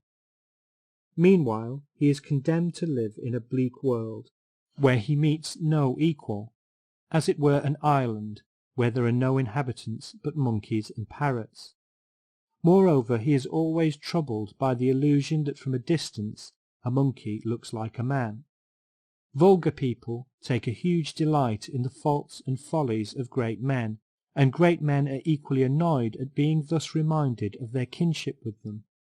The real dignity of a man of genius or great intellect, the trait which raises him over others and makes him worthy of respect, is at bottom the fact that the only unsullied and innocent part of human nature, namely the intellect, has the upper hand in him, and prevails, whereas in the other there is nothing but sinful will, and just as much intellect as is requisite for guiding his steps. Rarely any more, very often somewhat less, and of what use is it? It seems to me that genius might have its root in a certain perfection and vividness of the memory, as it stretches back over the events of past life, for it is only by dint of memory, which makes our life in the strict sense a complete whole, that we attain a more profound and comprehensive understanding of it. End of The Art of Controversy.